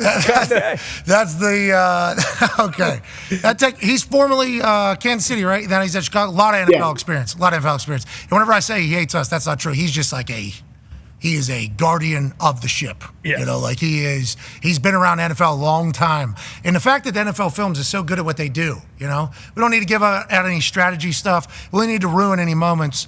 But I'll tell you, last night, they made a couple superstars in Jalen Johnson, DJ Moore, and that quarterback of yours seemingly is the right one. D-Buck got a question for you, Coach. Yeah, it was a lot of shit surrounding Caleb Williams when he was in college, but I know from the outside looking in, I've just absolutely loved everything I've seen, especially with Hard Knocks and behind the scenes. Saw you sitting with them, kind of going over the refs with them, seeing him in team meetings. Just seems like a seasoned vet, even watching him on the field. Has there been anything that has surprised you so far about Caleb Williams and working with him? Yeah, it's been a pleasure to work with him all the way from the pro day at USC until now. And what I've noticed about him is that he accepts all challenges, and we've been challenging him in terms of learning the offense and leveling up every single chance over the summer, every single week that we've been in training camp now. And he's accepted those challenges, and he's improving every single day. And now I can start to see him building the relationships and really the continuity inside the offense as he learns and starting to get more feel for the receivers, more feel for the offense, and he's starting to really take a hold of that leadership role. What I saw last night with him talking to Roma Dunze, this is his first preseason game. So normally, I think a fair way of judging a rookie quarterback in first preseason is, do they look comfortable? Mm-hmm. Can they handle the offense, the call, the huddle, the snap? Is there a couple completions? And then obviously he did what he did on the field. But then Hard Knocks showed us him talking to Roman Dunze like, hey, when you run that, I want you to do this. It's like, this is his first year in that offense too. That's like a 10-year vet quarterback. Like Aaron Rodgers, Garrett Wilson were having that conversation, I think, last week on the internet. Everybody was talking about it. It's like Caleb's already having those convos, and then it came out that he was telling the boys, clean up the locker room. And it's like, is this a 40-year-old man? Is this a 40-year-old man in there? Yeah, I would say that he's very mature for his age, and I think the experiences that he's had, in football, with the NIL and winning the Heisman and having a lot of that attention really has helped him, to prepare for this moment, to be a starting quarterback, the first pick in the draft, and where he is right now. He's always going to be where his feet is. He's very comfortable in his own skin, and he's very confident in his abilities. And again, we got to play well around him. Receiving core, the protection, the tight ends, the runners, the defense, the special teams. This guy is a rookie. We got to play well around him to make his job easier because he's got the hardest job in the world, which is playing NFL quarterback. So we understand that as a group, and we're doing everything we can to support him. Hell yeah, and we appreciate that. And I think we've all acknowledged that too, even before the draft and before the pro days, because there was some conversation by some people in the media, which is always going to happen every single draft.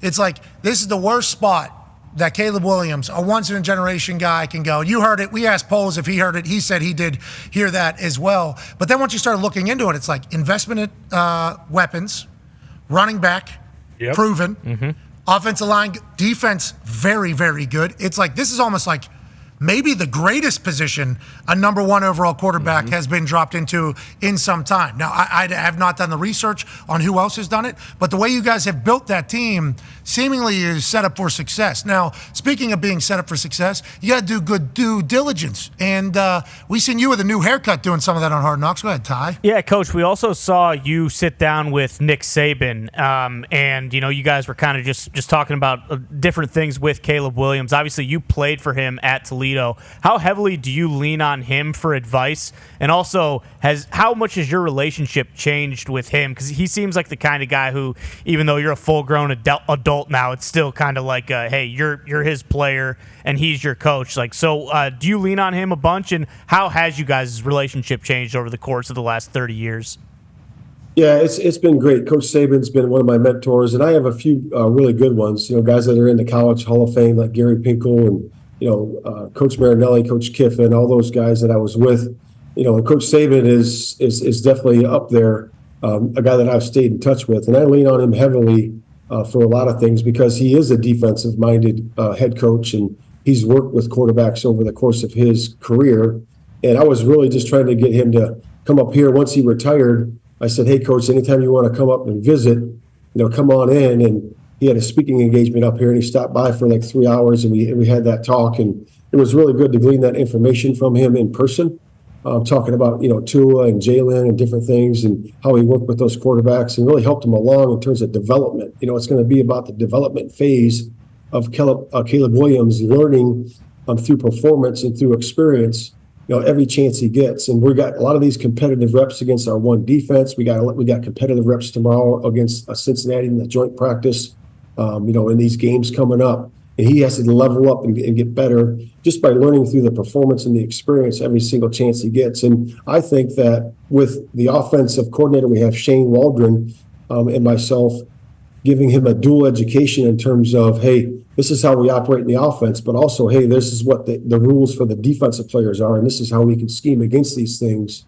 is really going to fast forward his education process, I believe, in a really quick manner. They talk about that with Tom Brady and Bill Belichick as being one of the biggest weapons. Is every Monday he would sit down with Bill. Bill would break down the defense, the defensive coordinator, where the defense coordinator came from, what the entire scheme is kind of prefaced off of. And then Tom Brady, obviously on the offensive side, was doing his thing with McDaniels and all the boys over there, but then he was also learning defense. And we got Caleb Williams doing the TB12 thing already. Whoa. Uh-oh. I know you have something here in a matter of moments, but we have one last question. Obviously, it's a big talking point around the entire NFL. Go ahead, Con, man. Yeah, Coach, biggest adjustment right now for this season, obviously, is the new kickoff and kick return. Have you been looking around the league and trying to pull ideas from other guys and seeing what other teams are doing, or do you feel comfortable at your guys' strategy and kind of where you're at with it and just hoping that shit doesn't hit the fan and you get one of those phantom safeties?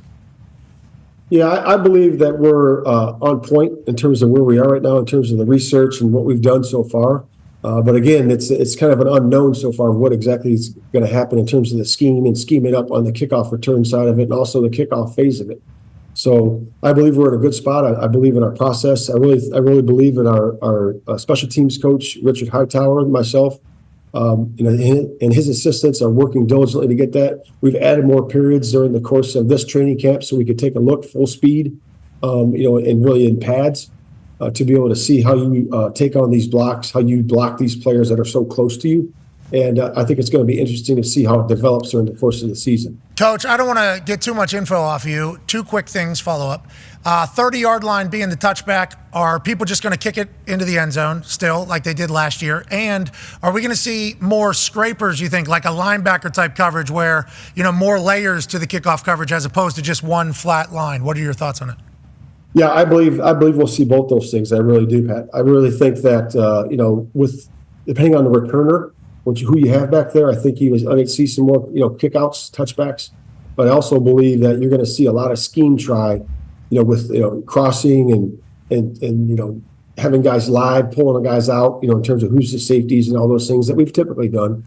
But I do think we'll scheme up some things on the kickoff for sure. All right, I can't wait to watch. We appreciate you. Have a great rest of training camp and continue being a Hard Knocks superstar. Tell your barber we said what's up, and maybe I need a cut. Might be able to help me out. Ladies and gentlemen, head coach of the Chicago Bears, Matt Eberflus. Thank you, buddy. People are telling me he looks like me. I can see it. And when you guys were side by side, I was like, oh, yeah.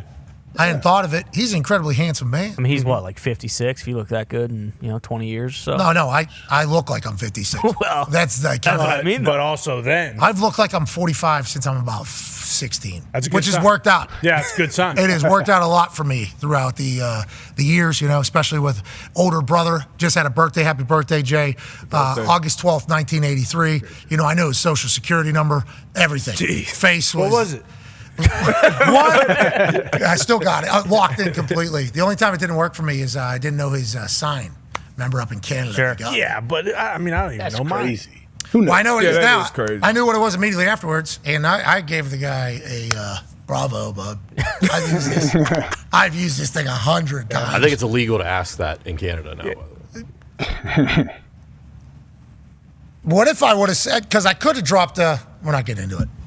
Definitely.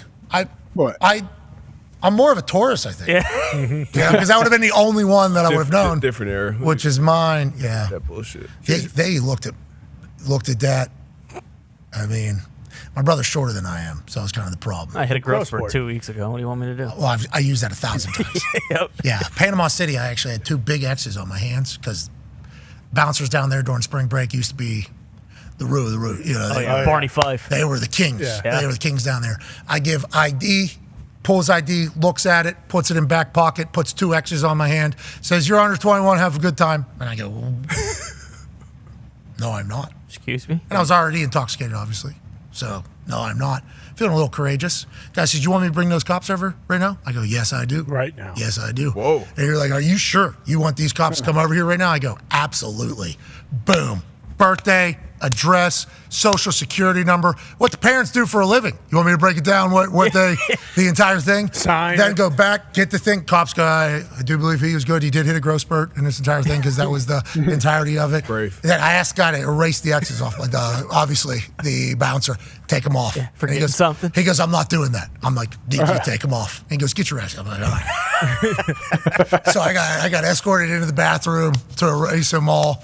And he said, "You're good to go." I'm like, "Thank you." And then we had a night in there. Spinnaker, I think was the name of the place. Nice. Boy, we had a blast. You tell him on the way out.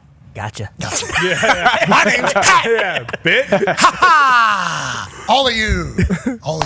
No, I always try to keep it as professional as possible. You don't want to stir too much shit. But if you know everything about the person, I mean, it's pretty good. You're locked in. There was one time we were actually thinking about trying to just go, because you can get an identification card and a driver's license. So once I learned about that little thing, I was like, "Ooh, Jay, give me your driver's license. I'm going to go in and take the picture for the identification card." So then there's not even any question. We both decided that probably, why are we? Yeah, smart. Let's not get too greedy here. Go too far. What is the modern day? They're probably making fakes. Oh, my Oh, yeah. goodness. I mean, So you good. buy fakes on the internet, yeah, everywhere. We don't think that's a good thing. I mean, it is if you have one in your friend group every once in a while, but nobody should be doing underage anything. Okay, we stand firmly on that stance and be safe out there. But nowadays, how does any bouncer know? They had the scan was the big thing, and even when I was in high school, it was like, hey, they got these fake IDs that even when they scan them, like you're still good to go. Yeah, I don't know how they would ever. Now it's we had to scan at college too. Like the first week of football camp, the seniors were like, "Hey, this is the guy's number. You go get this. It scans. It has the holograms on it." Yeah, they used to have like business cards on what they're able to create. I can make you a passport if you need it, but don't try tough countries. I believe they're developing like almost like a QR code for IDs. That's like with your government. I didn't even think of that being a huge problem. I mean, there's no way that is regulated. No. How could that be regulated? Well, I mean, these days we've seen the younger generation. You can kind of tell sometimes by the eye test. Like, all right, there's no way. There's some very young looking. I think that was what I learned from College Game Day the most.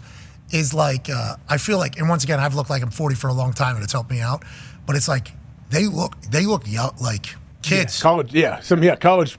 They're kids. Yeah, like high school. They look very young. Just like, kids. Are they moisturizing at a younger age? What is less sun? Maybe. How is less sun? Are they? And I think it's probably because they know so much more about like what they should be eating and not eating. Yeah. How much they should be. Like I think that's helping society. Not just athletes. We're getting faster, stronger, better at sports.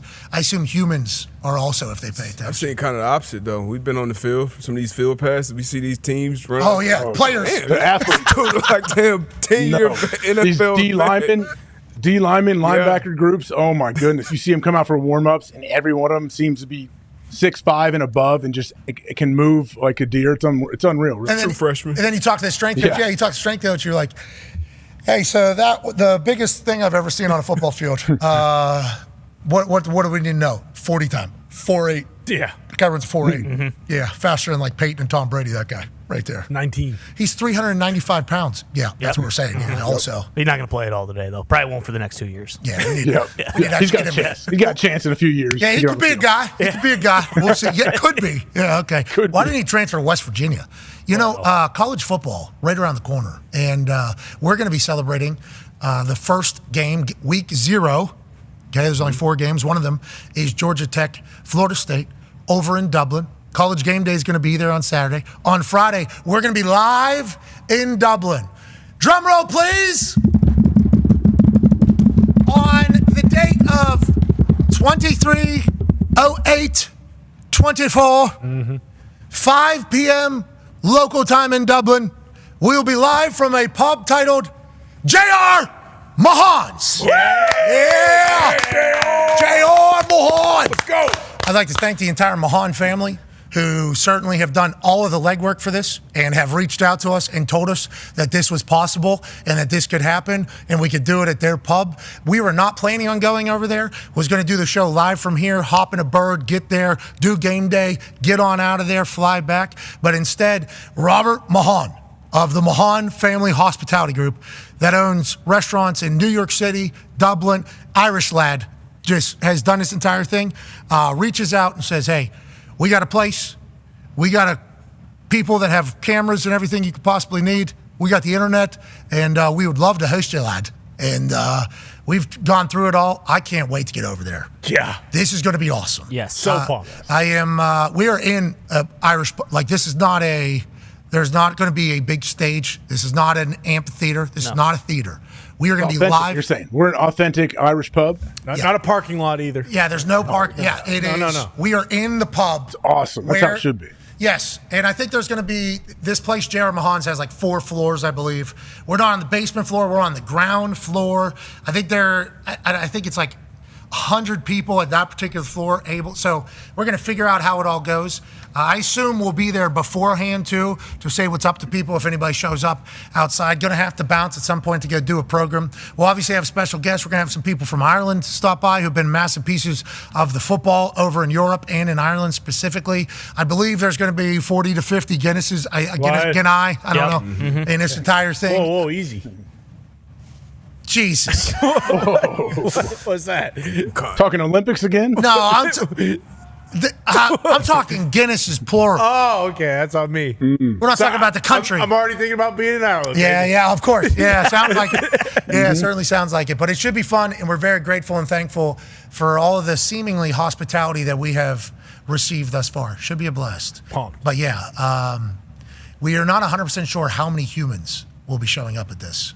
So we picked a spot that we wanted to have a good time at. Yes.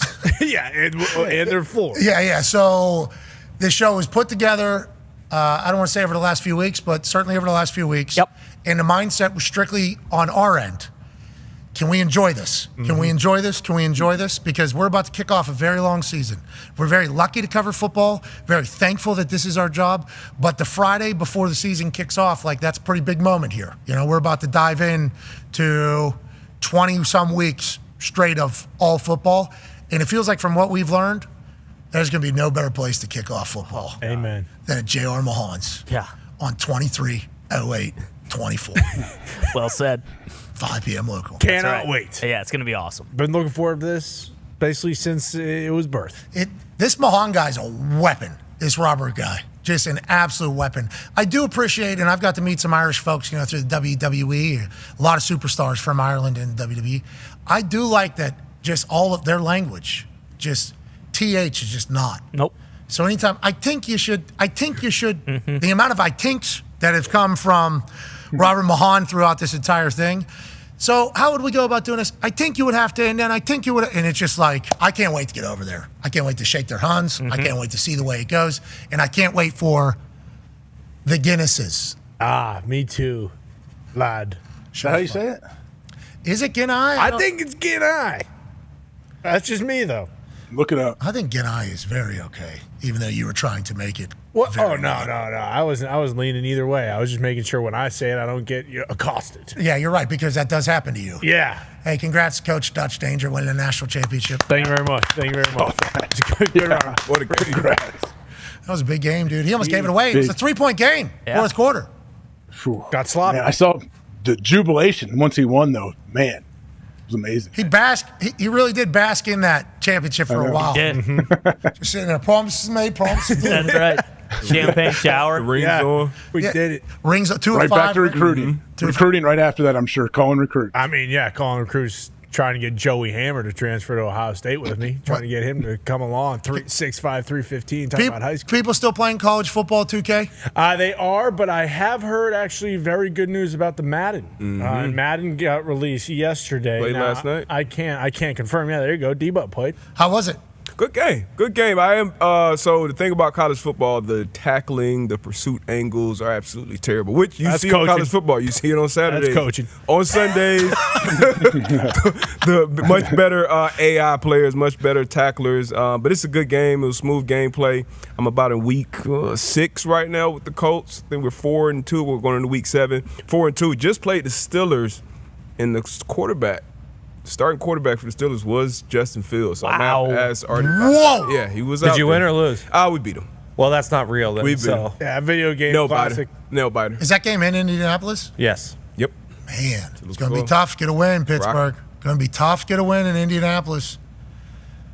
We lost the AFC finalist banner, though. That was one of the things that people did. What's that about? We didn't know that was leaving. Did not know that was leaving the stadium. That. Last Steelers game, there was a lot of fans here, so I don't know how tough. You're talking about Yinzers? Yeah, a lot of Yinzers they travel well over here. Yinzers took over the stadium. Browns fans took over the stadium. Washington fans. Any away team? They didn't know. Yeah, no. Nobody told the Washington fans that came to the Commanders game that their team name was the Commanders. No. We were just talking strictly merch walking around stadium. They kept their old merch. They didn't throw away their old merch and get new ones. It's almost like it was a proud. Like this is how long I've been around. Yeah. You see the rips in this from shirt. the jump. Yeah, I go way back. That's what they're saying. Yeah, and it was everybody. There was not one. I did not see one new merch. A lot of Sean Taylor jerseys out there. A lot of, as there should be. For sure. There should be. Did they change that statue? I doubt it. Oh man, I hope. It was bad. Ball. I doubt it. They had to. It was bad. Cool. They had to. Not all statues are the same. No Commanders merch, even with the song. Did not. Put your left hand up. Who are we? The Commanders. Yeah. But you thought that would push a lot of merch? That song? Yeah. Shout out T-Pain. That was not T-Pain or Wale. What? Yeah, this is man. not. Fooled me. Wale Thought is he on. produced it. Wale was not part of it. Oh. But I think I seen on the internet that Wale's back. I think Wale's making music again. I think. That's Really? great news. That'd be cool. Welcome back, Wale. Welcome back. Love Wale. Yeah. Great brain. Mm-hmm. Went to school in Pittsburgh. He also front row mania Yeah, it's in Mark, Philly. Mark too. Yeah, big wrestling fan. Absolutely loves it. I enjoy the Wale.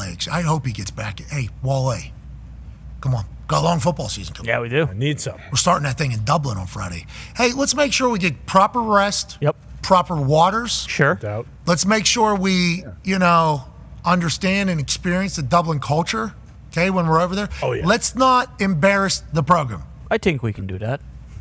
I think we can too. The amount of slancha. Yeah. I was going to say, I don't know how early I could get to that bar because I'm worried about what proceeds after getting there. Yeah, you'll be good. If it starts at what? Because it's 5 o'clock over there for us, right? Yeah, 5 to 7. It is literally happy hour time on a Friday. Yeah, so when our show is going to be live from a pub, right? And I guess that area there is a high traffic, high volume. Even if they're not, there'll be plenty of people that don't even know anything about the show that'll be jammed no matter what, right? Bingo. And we will take credit for those people. Without a doubt. That do not know that our show's there. I am worried about the amount of Irish fans that we have over there. But I don't know the lay of the land enough. Will people travel from other countries to Ireland? Is that one of those countries? Foxy, you've been over there more recently than I have. I'm sorry, what was the question? We just got some big breaking news here. Do people travel? Fuck it. We'll see Sorry. We will see you in... Oh, no. From Tom Pelissero, Vikings rookie quarterback J.J. McCarthy will miss the entirety of the 2024 season after torn meniscus repaired today by Chris Larson at Twin Cities Orthopedics, sources tell Rap Sheet and Pelissero. Disappointing end of year one, but repair gives McCarthy the best chance at a long career. We talked about this yesterday with the meniscus. AJ, you actually brought it up. Are they removing it, cutting it, smoothing it, or repairing it, which involves like stitches and putting it back together, which obviously takes a longer time to heal? To announce that he's out for the entirety of the season at this standpoint is wild to me with what we read yesterday and everything. But man, what a bummer, because he looked the part. He certainly looked the part for Minnesota. This is Sam Darnold's team this upcoming season. I'm bummed out for J.J. McCarthy. Yeah, it does suck. And they say in there the repaired meniscus. Yeah, I don't know exactly how it all works, but I know maybe the doctor got in there and thought he could, repair it and give him a nice future when it comes to his knee health. But yeah, that's the whole season already to think, and it wasn't a ligament or anything. I guess I give credit to the doctors for looking out for him long term and not thinking short term, like, hey, we need to inject this guy back in the field in 4 to 5 weeks. Is this the first time I've ever heard of a scope surgery before a season ending in a season-long? For a rookie, too. That's surprising news. But, obviously, once the doctors got in there, every knee, every injury is different. So, you got to get in there and see it. But, and we saw, I feel like now, especially with these young quarterbacks, doctors and the teams are erring more on the side of caution. We saw it with AR last year. He had the shoulder issue, and, who knows how much say he had into, shutting it down. But, you invested a first-round pick into him. You got Sam Darnold there. It's not like, this is new to Kevin O'Connell dealing with different quarterbacks. But so you got to get somebody in there to back up Sam that's going to be ready if need be. But this is definitely disappointing news for JJ. Godspeed, JJ. Godspeed and peace. That's a bummer, man. Scope for a season. And to your point about long term, the meniscus is a big comfort thing in there. And if the discomfort is not, it's not growing back. Once they take it out, it's not growing back. Yeah, and it is a painful experience for the rest of your life, pretty much, because they haven't really figured out how to put it back in. And whenever your bones are doing this one. Okay, so JJ's going to be back better than ever. Sam Darnold's going to be in the KFC offense. Speaking of offenses in the NFL, ladies and gentlemen, joining us now. Yes. A man who's an offensive coordinator in the great city of Pittsburgh, Pennsylvania, Arthur Smith. Yeah! What's going on? Good to be back. Hey, you know what else is good to be back? That mustache. You have a phenomenal mustache. You know that. You shaved it. We saw you at the Combine. We were worried. Oh, we got suit. Corporate Arthur Smith. You said, nah. When football time comes, it'll be back. How do you feel? This is one of your best mustaches to date, I feel like. Yeah, it just, being in Western PA, I feel like it grew back just a little bit thicker. Speaking of being a little bit thicker, that offense that you have is a little thicker at the quarterback position. Russell Wilson, Justin Fields, Russell Wilson working too hard before training camp starts, so Justin Fields is going to get all the reps. All we're talking about is that. Is that what you are focused on and worried about? Who's going to be the quarterback? What is your main objective here throughout training camp as you're trying to implement your offense? And should we be worried about who's playing quarterback as much as we are outside looking in? Well, I mean, obviously there's no more important position in pro football than the quarterback. I mean, it's been shown throughout the history of this game, certainly the last 60 years. But that's part of it. Obviously, it's a big piece of it, but we've got a lot of competition going on at other spots. We drafted 3 offensive linemen. There's been great competition inside. Going into camp, what the plan was, with the competition, Russ getting injured certainly put a wrench in it, but it was more opportunity for Justin. Russ has been back lately, and it's been awesome. I mean, the whole vibe up here, the culture with Mike and the whole organization, it's been fun being up here. How's St. Vincent College? You loving it up there? Oh, yeah. Latrobe is you talk about the history here. Gone to Dino's a few times. I don't know if you've ever been out there. I had a pit stop there. Actually got to go out for beers with Brett Michaels one night. I mean, it's there's not many places like it.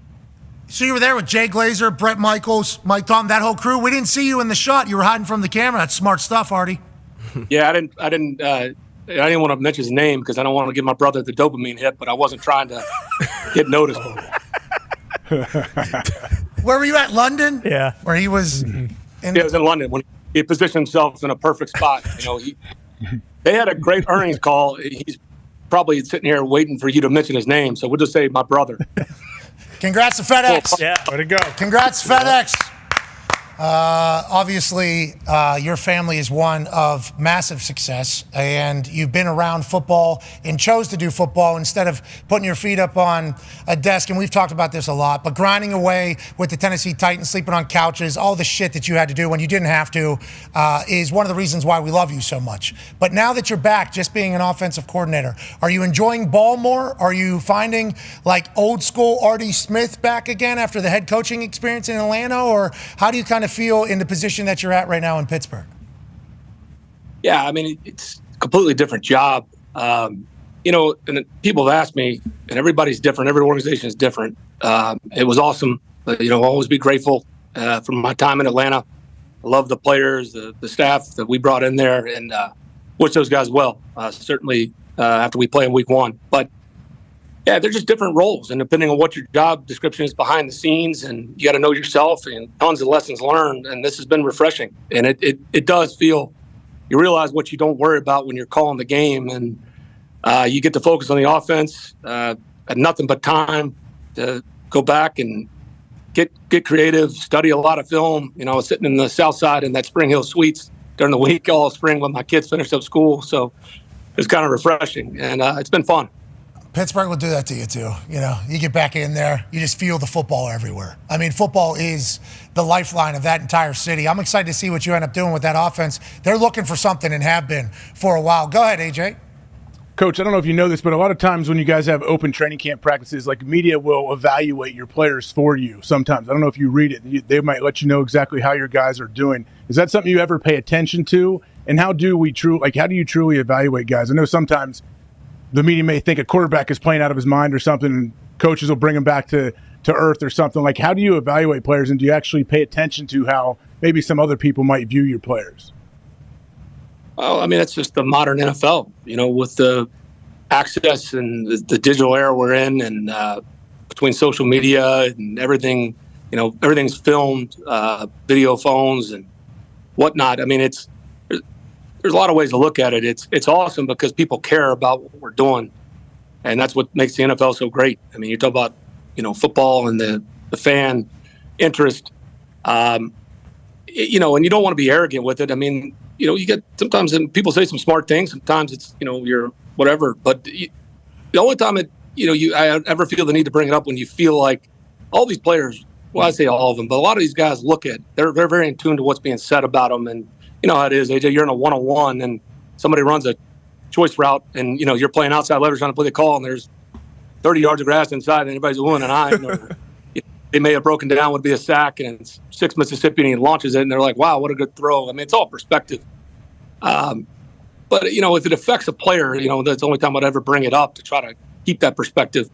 There's a lot of things we're working on. Sometimes even in the preseason, what you're showing, you may have a philosophy going in the game. Hey, get this concept called. We need to see it live, and sometimes you concede some possession downs that you normally wouldn't have.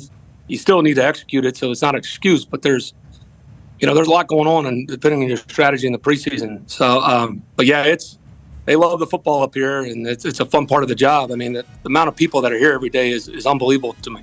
They'll judge you, too. Don't you worry about that. Yinzers know ball. As we continue on YouTube and ESPN Plus, we'll see you tomorrow on ESPN.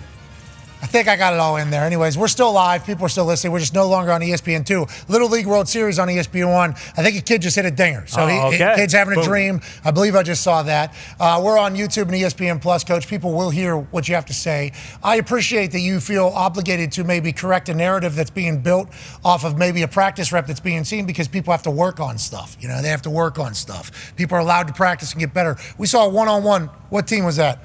Drag route. I think it was Chargers. Against Derwin James. Against Derwin James, one-on-one, wide receiver, cross field, all the way to the others. Herbert was just sitting, chilling, and then, beats Derwin James. McAfee beats her. It's like, that's impossible. That's impossible, but you can't explain all of that. For you guys, your offense, do you feel like you are now in the perfect city with the perfect, I don't want to say tool set, but like the players that you have? Does it feel like a perfect setup for an Artie Smith offense right now? And for Russell and Justin, is it two different offenses, or are we installing same offense? No, I mean, you got to think of the other guys too. I mean, you're operating it. It's an unusual situation. There's very few comparisons where both quarterbacks are new. First year, and there's a lot of things, a lot of change here offensively. So, a lot of times you get these quote-unquote competitions, and a guy's been drafted in the first round, and then a guy may be a veteran bridge starter. We've seen that narrative played over and over, and this one is truly unique, where both guys are here to compete. One's obviously played longer than the other, so it's a very unique situation. And then at the same time, you're also building offense to the strength of your O-line and the other skill players you've got. They're similar in certain ways, but obviously there's certain things that Russ does that we lean into, and same thing with Justin. Yeah, and that's just on you to decide which plays, I guess. We'll put in our plays and then which plays for which guy. Lies on the man with that stash right there. Mm-hmm. Speaking of stashes, a guy that should have one, but he doesn't. Live from Hammer, Dahn, diehard Steelers fan. Tone Diggs has a question for you, Artie. Yeah, Coach, can't thank you enough for coming to be the OC. I can't. As a Yinzer, I am very happy. And I have said, if we start well, there will be a mustache on this face, just a mustache. But you talked about jawline tone. Yeah, maybe. Whoa. Maybe. No pressure, Coach. No, you talked about the position battles and drafting the young guys, especially on the O-line. And their reports have been that Broderick and Dan Moore and Faatanu have been rotating at the tackle position, and then Herbig and Frazier at the center position. At the end of the day, before week one, will that be your call on who goes, and how much leeway how much freedom has Coach T given you to basically run the offense how you please? Yeah, I mean, obviously those are big decisions, and that's what the previous job has taught me. If anything, you understand more, why, and Mike and this organization do a great job of collaborating, but ultimately, those are his decisions and the organization's decision. You get plenty of input, and Mike's given me plenty of leeway here, but same thing I did in Tennessee. I never wanted the head coach and me not to be on the same page, and Mike's been awesome because, his experience, his history, certain things, maybe how you want to attack a defense, or how he sees something. And that's daily communication, and it's not like there's just independent contractors and we're not going to be in sync with the defense or special teams, and Mike does a terrific job doing that. Same thing Braves did in Tennessee, and that's why to me it ran so smooth for me, just from a play caller's perspective. But those are big decisions, and you take input from everywhere, but those are the decisions that Mike and the organization will make, and that's the beauty sometimes of being the coordinator, where you get to just coach ball and try to give them your objective opinion. And once the decision is made, and we're rolling full steam ahead. We understand and know that your offense has been very successful running the rock. and especially with Naj there. If we can get Naj going down, it's always there. Yeah, always there. Get Naj doing his thing with that offensive line and the young guys performing well, it's going to be good. But you got weapons, obviously, on that team outside. It may be another one, every other day, seemingly, there's a chance that another one's being added. But D-Butt's got a question for you. Yeah, maybe, Coach, and I'll stick with the coach speak. I know you're worried about the guys that are there. I know Roman, rookie's banged up, and Pickens is a button superstar out there. But how's the rest of that wide receiver room shaping up out there with you right now? Yeah, those guys have done a good job. Van Jefferson's a guy that's had a terrific camp. We had Van. We got him from the Rams last year. I've known Van. I worked with his dad. I watched Van play in high school. A guy that had his big moments in the Rams, and he's healthy. I mean, he's had a great camp. In Calvin Austin, these guys. There's Scotty Miller, Des Fitzpatrick. They're all Quez Watkins. They're all competing, and that where it feels a lot more like Tennessee, where everybody's getting involved. We got different.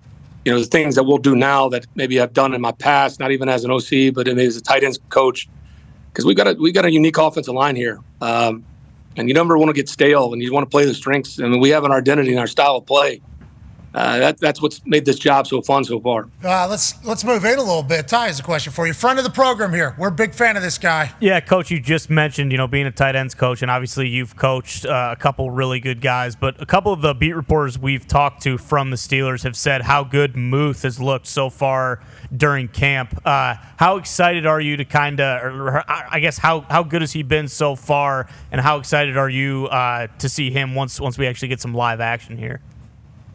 Yeah, it's another weapon offensively, and asking him to do different things. There's things that, again, no player is the same, but when you can have historical references, or you go back, a lot of things I looked at in the spring that even when I was in tight end coach that we had done with Delaney Walker, skill set wise, and every player is different, but it allows you to be creative, and you have that historical background, or you watch other players around the league, and you think it fits a skill set, and you push them. And Pat's a weapon in this offense, and that whole tight end room is. Don't forget about Darnell and Michael and Connor Hayward. Those guys they'll have their roles, and they've done a good job. I forgot about Darnell there. Yeah. Oh yeah. He's blocking his ass. He is and he can. Oh yeah. He's got hands too. He seems to be a mismatch.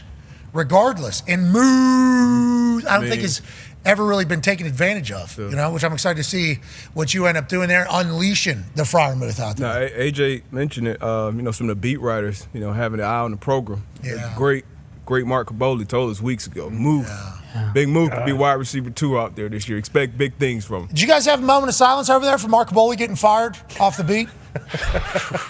Well, I know he's highly regarded around here, and I know he's a friend of the program as well. I've had some brief interactions with him, and you hate to see that happen to anybody. But I'm which I'm not. But if I was betting, I'd betting that he'll find a way to have success. Yeah, we've already hired. I had to fight Pat. You know what I mean? Yeah. You wouldn't. You just can read people. Feels like. Yep. And when you see that Caboli, destined for success. Gets fired. Doesn't matter. We'll bounce back strong. Guy tore both of his Achilles in one NFL season. Didn't miss a beat. Still dealing with it. Do you know that, Coach? I did not. And he didn't go on IR, right? No. Hell no. No, he actually... A toilet seat that same year, too. Yeah, broke a toilet seat because obviously Best Western wasn't the highest of quality at that particular time. Both of his Achilles weren't necessarily the best, so he was flopping down on those things and broke the seat. Clogged the toilet. Tush ended up.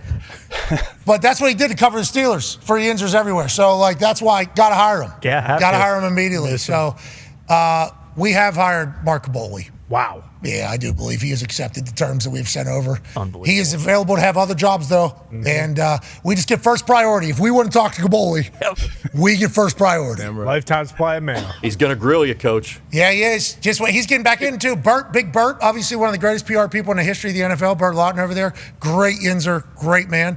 I said, hey, Bert, can we get this guy a credential again to be with the team? That's kind of his thing. Bert said, we'll figure it out. And then I don't know if Bert knows that we have officially hired him, and we need to figure it out now. But this is a public proclamation that Caboli's going to be A-OK. He's going to be covering the Steelers and the NFL as a whole. Yes. National writing. And the NFL as a whole. Last question here from us, and we can't thank you enough, Artie, from Comment. Yeah, Coach, how awesome is it going up against the Steelers defense in practice every day? Is it tough sometimes because of how dominant they are, and do you have to kind of curtail the play calls that you have because of TJ Watt and Minka and all those guys, or is it more so just getting those good looks from, those guys that you have versus some of the top-tier players in the NFL? Yeah, those guys have been awesome. You talk about an unbelievable football culture here, and the guys that come back and watch practice and the history of this place. I mean, we had James Harrison out here the other day. I thought he was going to get it in the drill and jack somebody up. But TJ, those guys have been awesome. Pat Queen, Landon Roberts, Cam Hayward, Highsmith, Minka. I mean, you have real conversations. They're great guys, but they take this job seriously. You see what's made them great. And absolutely, I always joke with TJ, I'm not going to let you wreck practice today. So you don't want to be stubborn. And, sometimes he gets a little pissed, if we don't, if we scheme around him. But I'm not going to be an idiot and just let you, again, wreck practice. Hey, we got to work too, bub. Come on. This is entire. Do you chirp during practice or are you quiet? No, we go back and forth.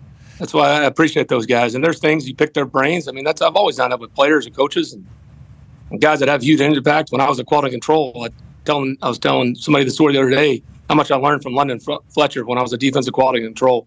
I mean, you learn from everybody if you just listen. What are we doing that's obvious? How you see this? When you got real dudes that we have here, that only makes me better at my job. Real dudes. They've been able to just win games without having really any offensive efficiency for so long. Now, Artie Smith's bringing that big brain and that great stash. Mm-hmm. I couldn't think of a better city to have Arthur Smith back as offense coordinator. I can't wait to see what you do over there. What's next on the docket for today? Are we done with camp? Is camp over now? Kennywood? We're winding down. We'll be back outside tomorrow. We're practicing the Bills in the stadium tomorrow afternoon. So you're going back to the suites, Crown? No, Spring Hill. Food.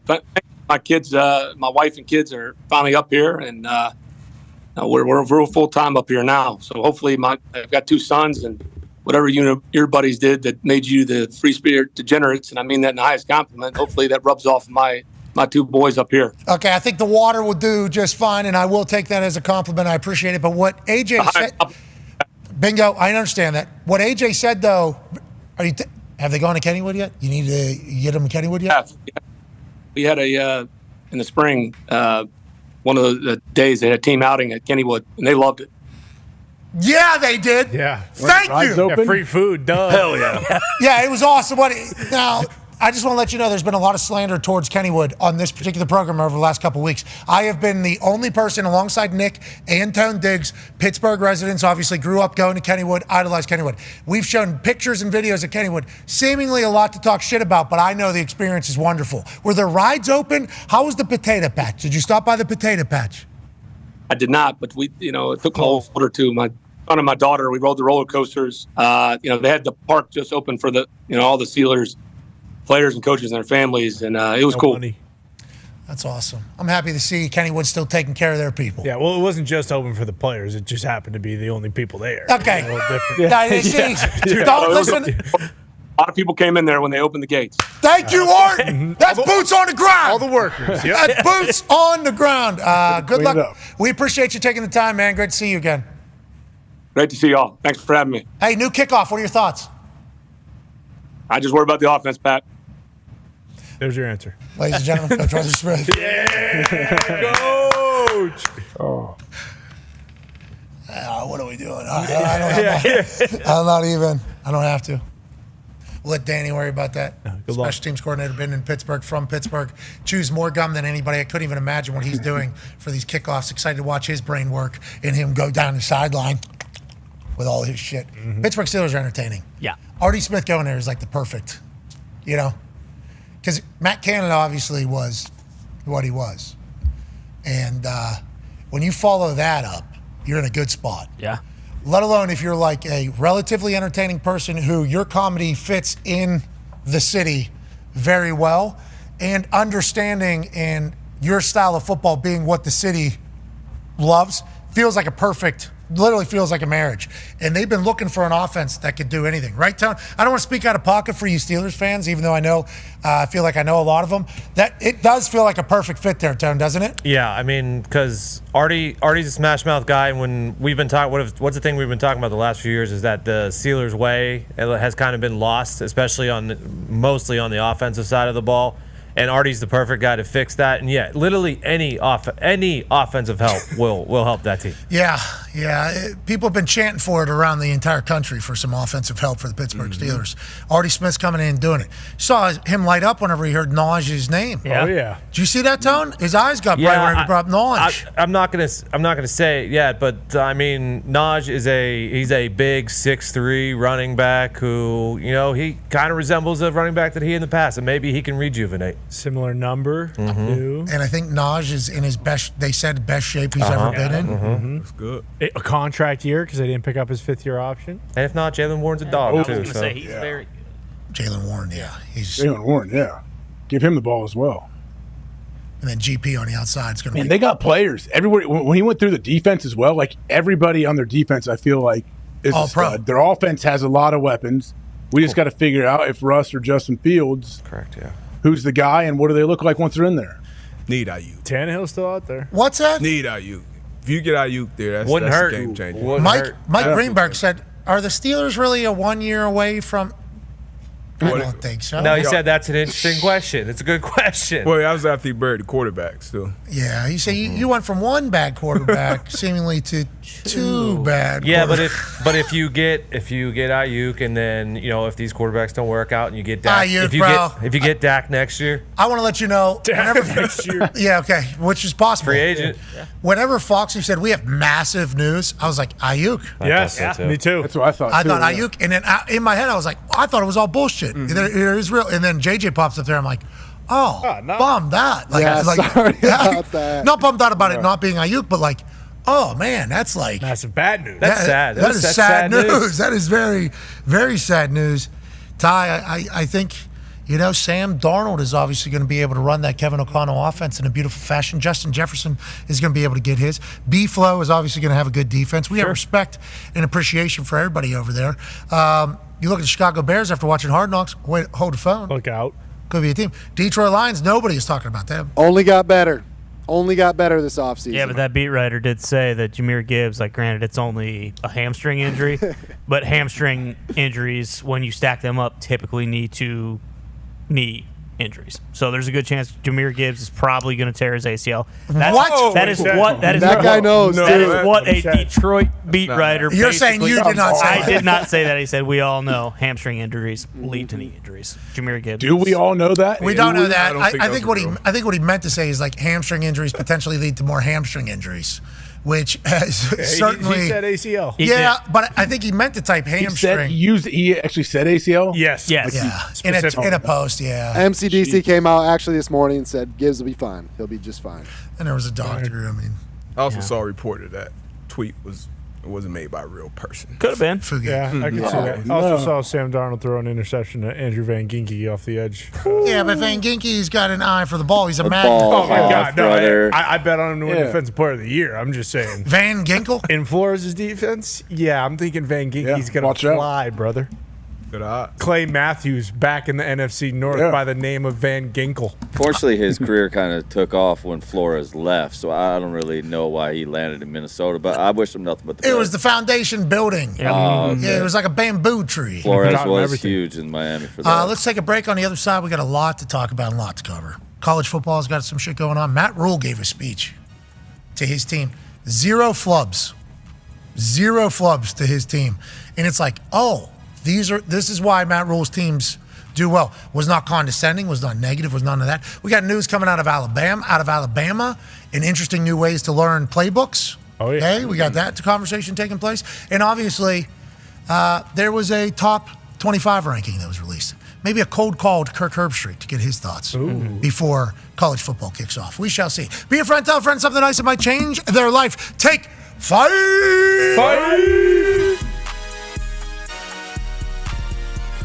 you? Did you know you would be good in front office? Did you know that this was going to be something you would succeed at? I didn't know I'd be good at it. I didn't even know I'd be doing it. It's an interesting story as to how I ended up here. I ask myself that often. Way back when I was a kid, I did love like the NFL draft. My dad used to pull me out of school. Out of half day, he'd come pick me up at lunch. We'd go watch the draft. So I loved that. Throughout my career, I'd piss my wife off by not only watching round 1 through 3, but then watching round 7. And I'm filling out sheets. And I think the thing that probably piqued my interest, I was living in Denver. After I got done playing there, I'd become friendly with Elway. We played some golf together and he looked out for me. We had the same high school coach. We went to Stanford, played football, baseball, same fraternity. That was like the poster on my wall. But Elway took the leap at the Broncos. And in his first year, he said, Johnny, I'm keeping a lot of the scouts, but I don't know them. I love the way you think about football. Could you watch the safeties this year and write some reports? And so I did that for him. Remember, it was the year of like Mark Barron and Harrison Smith. And I took a lot of pride in. I had no idea how scouts did things, but I just watched it like I would watch film. And I sat there at the computer and wrote some reports. And Elway was blown away with like the detail. If I'm going to do something, I'm going to do it right. The next year, he says, that was awesome, Johnny. Why don't you do the DBs? So I did the entire DBs. I added the corners. The next year, he invites me in for their draft process. It was a lot of work.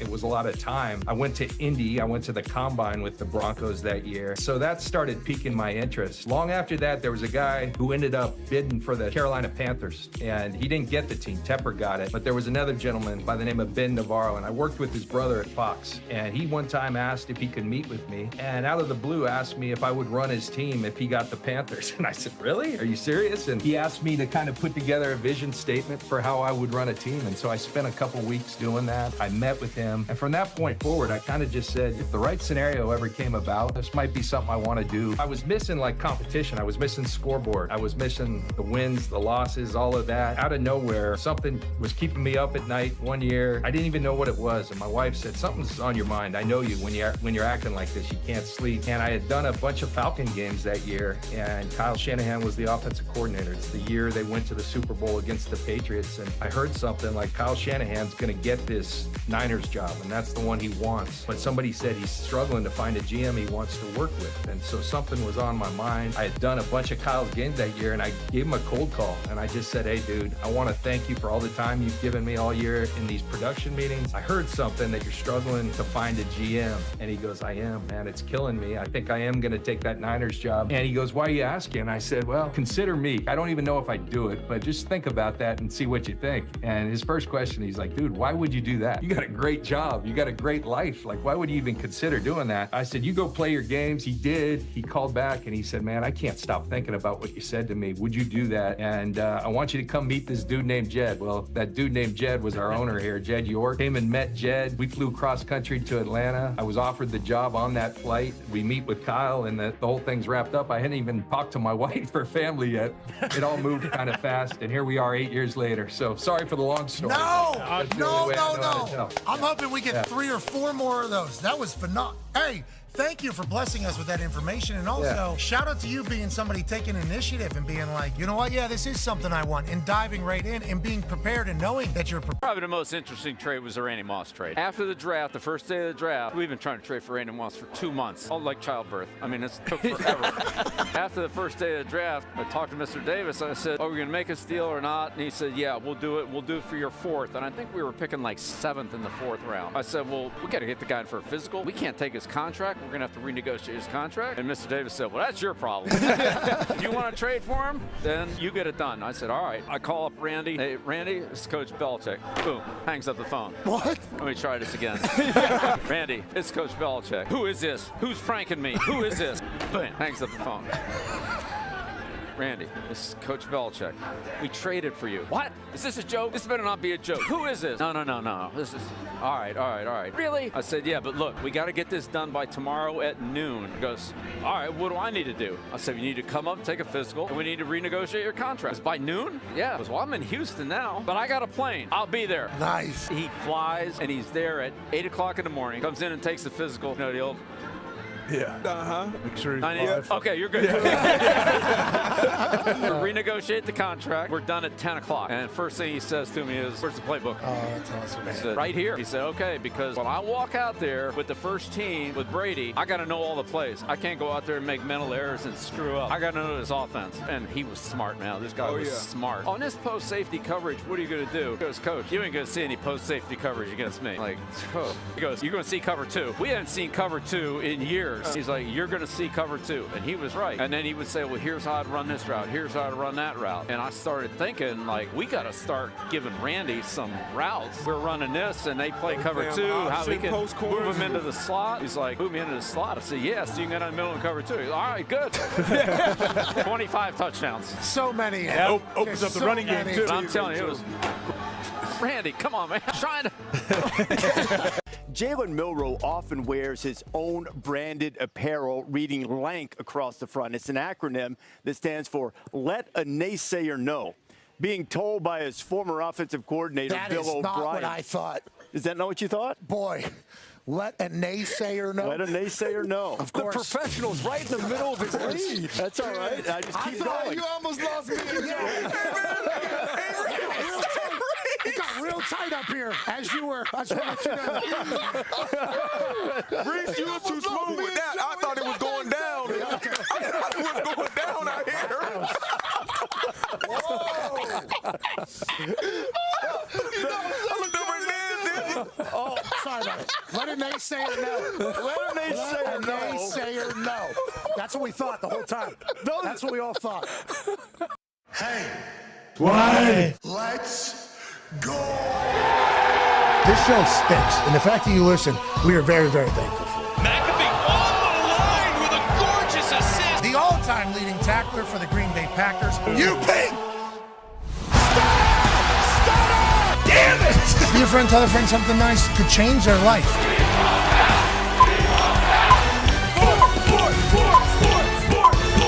Hello, beautiful people, and welcome back to our humble abode, the Thunderdome, on this Hey Coach Wednesday, August 14th, 2024. Hour 3 of the program starts now. Football is wonderful, and you know, I've seen the chirping about the show potentially ending a little bit early on some particular days. That's because, you know, there isn't a lot of shit to talk about, and we need to rehash the same stuff. And I've learned over the last couple months that when we're just, you know, going, there's a chance we can bring a lot more negative to the show than positive to the show. But now that we are all the way back in this football stuff, it is easy to get up on this microphone.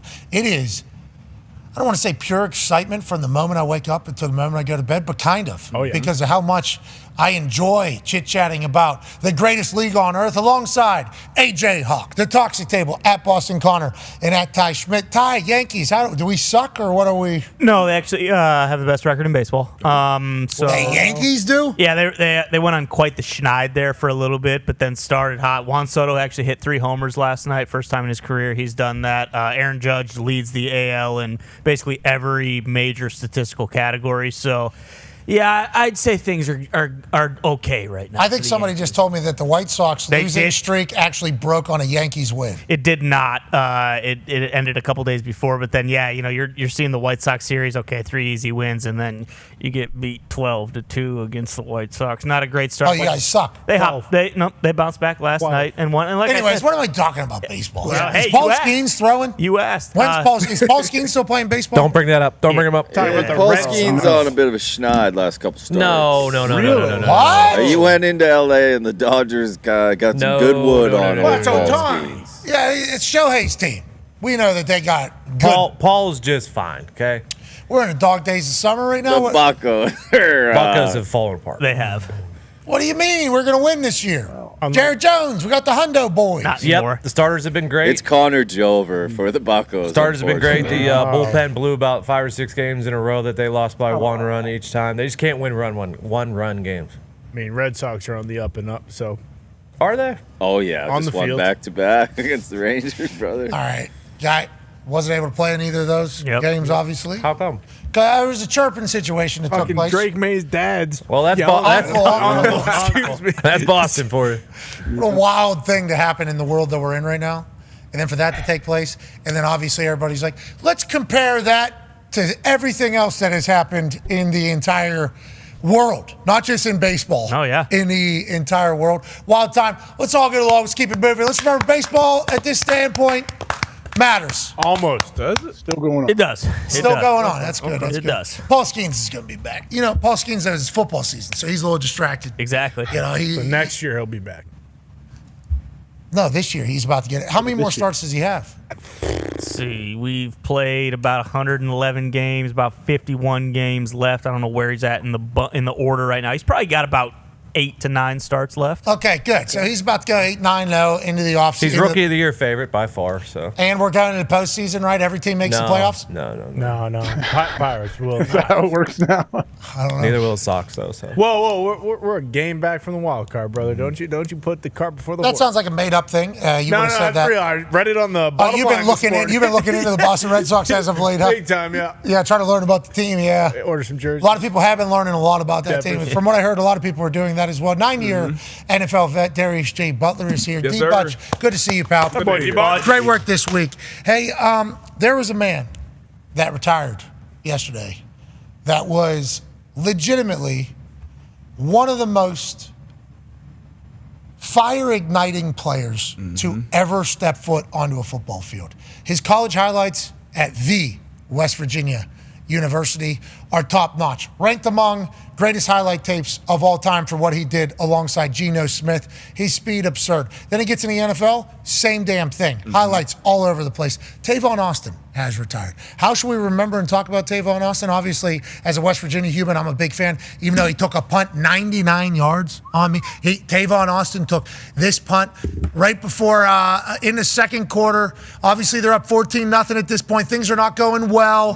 That's supposed to be down to 1. Yep. And Gunner was going to get there, and then all of a sudden, yup, you're on Tavon Austin's highlight reel. I got tripped. I would have tackled him. Yeah. Okay, I got tripped. I would have tackled. I would have got tackled. Tried to draw a penalty. Instead, all we saw was Tavon Austin dancing in the Lucas Oil Stadium end zone. He calls it off. Smart play, high IQ, which is always a part of these highlights. Oh, man.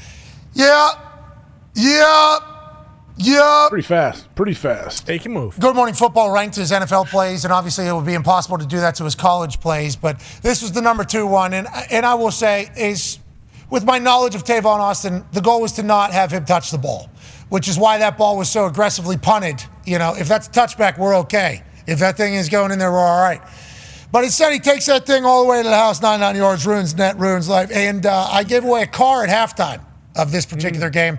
He had 2 touchdowns in the second quarter. So that was Tavon Austin game in Indianapolis. They beat the hell out of us. We were down a lot quick. And what a game this guy had. Yeah, that was his his game. He single-handedly beat us. Yeah, and you know, a lot of people say it was the punt that certainly set the momentum. But the thing about Tavon is, felt like every game that could have been the Tavon Austin experience. Sometimes it was, and then when it was, everybody knew about it. How should we be viewing Tavon Austin's career? And I think everybody in football has said thanks to him for all the highlights he's provided all of us. He was electrified. I think it was Naheem Hines. I think they had some joint practices or maybe pregame when he had a conversation like, hey, man, really look up. Like he was one of those guys that kids looked up to see his highlight tapes out of high school, college. Like you probably got to put him Mount Rushmore. I mean, across sports. Like his highlight tape was that. You put his top 10, I think, against anybody. Against anybody. I think so. And he was just so fast, so quick. Obviously small, but if you're that small, you get drafted. I think top 10. Like you don't get drafted. Broke that guy, and this guy quit. Fuck it. That's just one play. It was different. Congrats on a hell of a football run, Tavon. I have no idea what you're going to do next. Tavon, obviously, at West Virginia was a superstar. There's the Orange Bowl where they just cooked. I mean, just absolutely cooked. Noel Devine was obviously at West Virginia before it. Jock Sanders was there before Tavon got there. And then Tavon, obviously, just continued the trend of being a little bit undersized, but better at football than you. And that is the Tavon Austin story. What a run. AJ, you wouldn't have been able to tackle him, guardian cap on or not, you know? No, I would. I mean, it's like watching old school like N1 mixtapes when you see his highlights on what he can do and how he makes other like defenders look. Yeah, like this guy, absolutely scary every time he touches the ball. Yeah, I mean, look. That Oklahoma. How do you pursue how do you pursue a guy like this when he can just stop full speed and cut back across the field? And then a hezzy, a full on. It looks like they're speeding up the video. Yeah, Like, you're not. It does. Yeah, but you're somehow only speeding up one person. Yeah, right. You know, and that's side to side too. It's like, how does he get? And also, as I'm watching this, Morgantown at night, Penn State lookout. Here we go. Okay, just look at how that's Oklahoma there. You know, there's been a lot of teams that I forget what the record is for West Virginia at night, at home, as underdog. Like the last, I forget what it was. Coach Blaine Stewart read us the stat or whatever. But people get got in Morgantown. It is not a easy place to get to or easy place to play. So you factor in all those things. In the big moment, it's like, they got Penn State top 10, obviously. A lot of hope. I got nothing but respect for James Franklin and what they've built. Obviously, it's been Ohio State and Michigan for however long, and Penn State has a great year until they run into them, and that's a bummer. Got Penn State friends. AQ Shipley, good friend of the program. He's a Penn State legend and everything like that. But boy, that's first week, and that sets the tone for both of them. Oh, yes. If West Virginia gets a win over Penn State in that Big 12, right, in the Big 12, which looks very different, there's going to be so much. I mean, that is going to be a hype machine. After that game. And if Penn State was to lose to West Virginia that opening night, oh my God. Long season ahead. It would get so loud about the biases and the big, all of that feeds into the conversation. But if Penn State gets a massive win there, I do fear they won't get enough credit. You know, probably not. Penn State won't get enough No credit doubt. for the win either. And it's kind of like a double-edged sword in the entire thing. And it's awesome, too, just because of how much that would flip the entire season on its head, just right off the bat. Like, we need at least one of those top 10, top 15 teams to go down to an unranked squad like West Virginia just to, hey, this is how this season's going to be. It's not going to be the typical, all right, Penn State is going to beat a bunch of teams, then lose the late games, like you guys always say, and then be 10-2. Like, if one of those teams does end up like a 6-6. Chaos. Madness. Oregon going into Michigan. Bingo. You know, Michigan gets a win over Oregon. That's a huge. Texas. Huge W. Texas going into Michigan week 3. Yeah. Like, it's like there is early big games, which I think, and people worried about the state of college football. I don't think you have to worry about the state of the primetime games each week. No. Like, in all the primetime, they're going to be massive games every single week. Love that. Yeah, me too. Like, as college football fan and watcher, I love that. But I do believe that the mid-range stuff is going to get a little bit, I don't say diluted, but I think it is going to be a little bit. But I think every primetime slot, like I think ESPN 3:30 every Saturday on ABC has an SEC game. And the schedule is ridiculous. Stupid, and they can move. Mm-hmm. They can shuffle.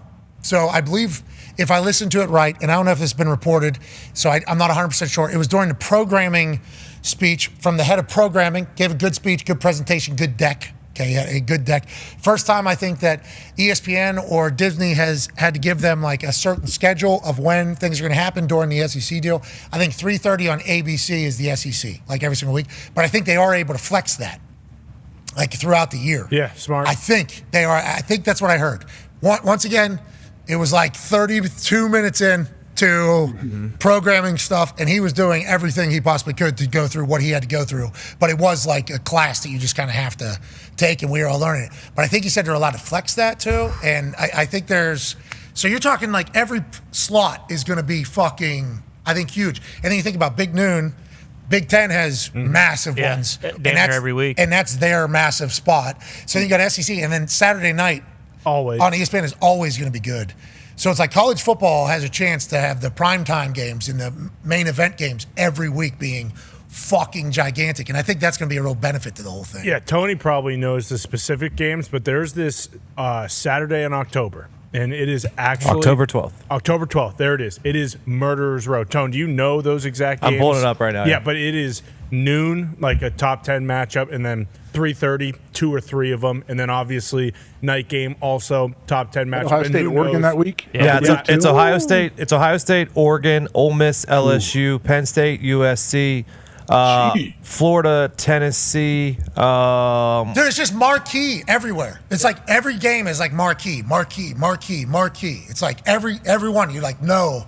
And they have a chance. And not that college teams don't have a chance. That's the beauty of college football is everybody has a chance, which is why college football is Saturday football and then there's Sunday football. Not that there isn't that, but in college you see crazy things happen. And it's like now you're about to see crazy things happen with biggest names every single week, seemingly in prime positions, which is good. But there's going to be teams, and we talked about it yesterday whenever we went through the stats. How many years? 20 out of the last 21 years? That were top 10 and then fell out of the top 10, unranked, sorry. Yeah, and then 28 out of the last 30 years, what happened? An unranked team has ended up in the top 10. So. And that would be college football playoff. And with 12 teams, it's like, I'm getting very, very excited about college football. Rightfully Last so. year, Mizzou was the team that was unranked that finished in the top 10, and then USC was the top 10 team that ended up unranked. Yeah, Caleb looks like he's going to be good in the NFL. Yeah, he might have already been there last year. Are you thinking about it? Well, he had that sweet penthouse, $10 million, dude, in LA. Living. That's probably why he's so mature. He's been there, done Different college experience, huh? That's like Leinart and Reggie Bush back in the day. Yeah, the fact that you could juggle all of that going on around you in your college experience and still win the Heisman and play like you did, it's pretty impressive. College football is about to be awesome. It's going to be nuts. And to your point, all three of those 4 games we just pulled up, they're TBD. Like, of course, if Oregon and Ohio State are where they are, that'll probably end up being, the night game, and then either one of those could go anywhere. Also, just like in years past, like a lot of these games, like talk about like as a fan base, like you lose one of those games, like your season's over. Like the chances of you actually going to be one of the last 4 teams, like that's not the case anymore. We've talked about it. Like, so if you lose in the middle of October or in September, like you can still, hey, we could still go 10-2 and make the playoff, or 9-3. Yeah. Or shit, who knows? Like one of these teams, if your schedule ends up, some of those teams in the SEC are playing, like 7 ranked opponents, like maybe you lose 4 games and still slip in at 12 or something. And that's going to be a loud conversation at the end of the year that the College Football Playoff Committee will be having. Yes. Okay. It's not ESPN. That was Kirk Herbstreit. Kirk Herbstreit does not have a vote. Now, when Kirk Herbstreit retires from College Game Day 15 years from now, and he still looks so young. So 25, maybe 25 years from now. Whatever it is. Will he inevitably end up in that room? I assume he will. Should. But the people that are in that room, they have a lot of their own opinions, ideas, confidence, pride, egos. Yeah. So just assuming it's Kirk Herbstreit making decisions, it's like, have you seen who's in the? You think they're just like, oh yeah, okay, Kirk said it. That's what. Like, that's not, like it is. So I think this year the College Football Playoff Committee, from what I learned once again from that college football, they're going to be much more like throughout the entirety of the year, as opposed to just like at the very end. It's going to be like, here's what we're thinking, here's how we're thinking, so that we don't have the full on. Kirk Herbstreit's killing college football. This is the guy. How big is the committee? 12 people, right? I think so. I think it's 12. By then, too, 15 years from now, like it might be a 24-team playoff, like without a doubt. Hey, these are the best teams. Okay, so that's a whole other thing that got brought up, I think, because they said it was growing again already. Yeah. I think that is not true. Okay. I think that has not been confirmed. From what I learned. Once again, this is college football conference. 12 at least for a couple of years, you think? That's what it seemed like, yeah. Like nothing has been, this is what we're doing. This has not been there's been a lot of conjecture, I believe. 16, right? Wasn't that the conversation? Like, hey, they're going to go 16 2 years from now. They were already thinking about it. The Lieutenant General, Rich Clark, I think is his name. Rich Clark. I believe so. He was good, man. He was good. And he was ready to take on, like, hey, this is obviously something that a lot of people care about, which is a good thing, but we know what that means. So we're going to try to be as transparent about the process as possible, as opposed to in the past. He just got hired like 2 months ago. So it was reported that it's expected to expand from 12 to 14 for the 2026 season. You're saying that is not a done deal. Yeah, that felt like the way it was it wasn't directly mentioned, but it was like, this is what we are. Nothing else has been agreed to. Like, this is whenever the 12-team playoffs started being talked about. So he was seemingly inferring, like, the other expansion stuff is not bullshit. That has not been agreed to. Yeah. Maybe it's been brought up. Just like in the NFL, 17, 18 games has been definitely brought up by all parties. It's been brought up how you go about doing it, how would you do it. I like the 17-game season. I really do. But, boy, as we battle against an off-season without the Olympics, like the Olympics really helped. Yeah. Adding 2 more weeks, because if you had a bye week and an extra game, and 2 more sets of primetime games, and 2 more weekends of, watching and caring, and it's like important games. As a fan, I'm like, games that matter. Boys, let's do 18 with an extra bye. And if it's Joey B that has to run with and make it happen, it's like, as a fan, I'm like, cool with that. Players Association is going to push hard, very, very, very, very hard. But like fans in the NFL, I assume very eager to make that happen. Yes. We'll see what happens with one college football playoff with 12 games. See how it goes, because I think it is going to be massive. It's going to be gigantic. Are you kidding me? Games that matter, win or go home. That's all they care. Like, if you're a network and you're carrying the games, those are the ones you want. And I don't want to, poke fun at any environments, but some of these big games get a little sooty, a little corporate. For sure. A little sooty, a little corporate, not in stadiums. That first round. The home environment. Environment, Yeah. it's like, yep. That might be some people's first time watching college football all year. Maybe they're like NFL fans or football fans or casual fans, but they hear playoffs and whatever. The environments that are going to be spotlighted are going to sell college football to people just like that. So whenever you see that, it's like, maybe we can add, right? Maybe we add another one of those in this. Like, that conversation I think is going to naturally happen, but I think they're focused on the 12 being great. And I think it's going to be. Yeah. I think it's going to be. Yeah, without a doubt. And when you bring up the NFL too, like just looking at these next couple weeks, like they could easily do the 2 preseason, not have that, week gap where there's nothing. That week 1 of the college football season when Texas A&M there's no NFL football there. Like if they were to move the NFL football season up to September 1st or the last weekend of August, whatever day that ends up falling on, like that would be so awesome. Well, then Goodell said if you do that, then obviously the end of the season falls actually on like Flag Day or something. So the Monday is off after Super Bowl anyway. So then we technically have the Monday after the Super Bowl off. He's like, yeah, we've thought, haven't thought about it. Haven't thought about it. But all your questions are answered seemingly with one move. And the amount of money people are paying for one primetime game at this point. I couldn't even imagine adding 2 more weeks of that. The NFL will certainly want to do that. No doubt. Goodell kind of seemed, when he talked about the 18 game too, he was like, the preseason, like, that might just be out of there altogether. I'm not a fan of the preseason. Doesn't bring in any money. Yeah. Do we want people watching that? Like, if we have people's eyes, we want them to. A good game, maybe. We had to cut the price of the tickets. He told me that because I was like, "Yeah, you guys are charging full price for the preseason thing." We cut that. Yeah. We heard you all. Yeah, we think it sucks too. Yeah, so we cut the price. We didn't like it. We did it for a few years. Pretty good little gimmick. Pretty good. You got to respect it. But we cut the price on that last year because we all agree we need to get rid of it. But then obviously that came with a bunch of people saying, if it wasn't for those preseason games, I wouldn't be here. This person would be here. So there's always going to be there's always going to be a give and a take in the whole thing. Just have one or two preseason games. Well, in those joint practices, like that thought too, like I wouldn't be here if those, preseason games didn't exist. But like you're telling me all these joint practices, like another GM wouldn't have seen like, this is a bad example because he turned into an all-pro player, but like a Adam Thielen, who is just a special teamer. Like you're telling me none of those other GMs wouldn't watch a joint practice, see Adam Thielen, who was a nobody, running routes and be like, ooh, that guy might be able to play receiver for us? Brother, there's some people that are just completely off the radar. Like that Kyle Albright kid, who the punter who has been camping outside of the Miami Dolphins for the last few weeks. Yeah. I called a couple special teams coordinators, and I was like, hey, how do we feel about this dude's actual potential? And they told me, not even on top 40 for most people. Now, is that scouting? Is that because of him? Like, a lot of people didn't even know. Like, I think which probably goes back to his point of hey, nobody knows me. With that being said, if I was Jake Bailey, feels like you are targeting me. This kid's from Ohio, went to school at Middle Tennessee State, picks the Miami Dolphins. I think they just paid Jake Bailey too, another $1.5 million or something. He's on a 2-year, 4.25 right now. So this guy literally is that guy's job. I'm gonna go get, and it's very interesting. If I was Jake Bailey, I would have gone outside. We would have talked and probably, I don't want to hey, let's go. Let's go actually hit some balls here. Just so maybe you could feel it.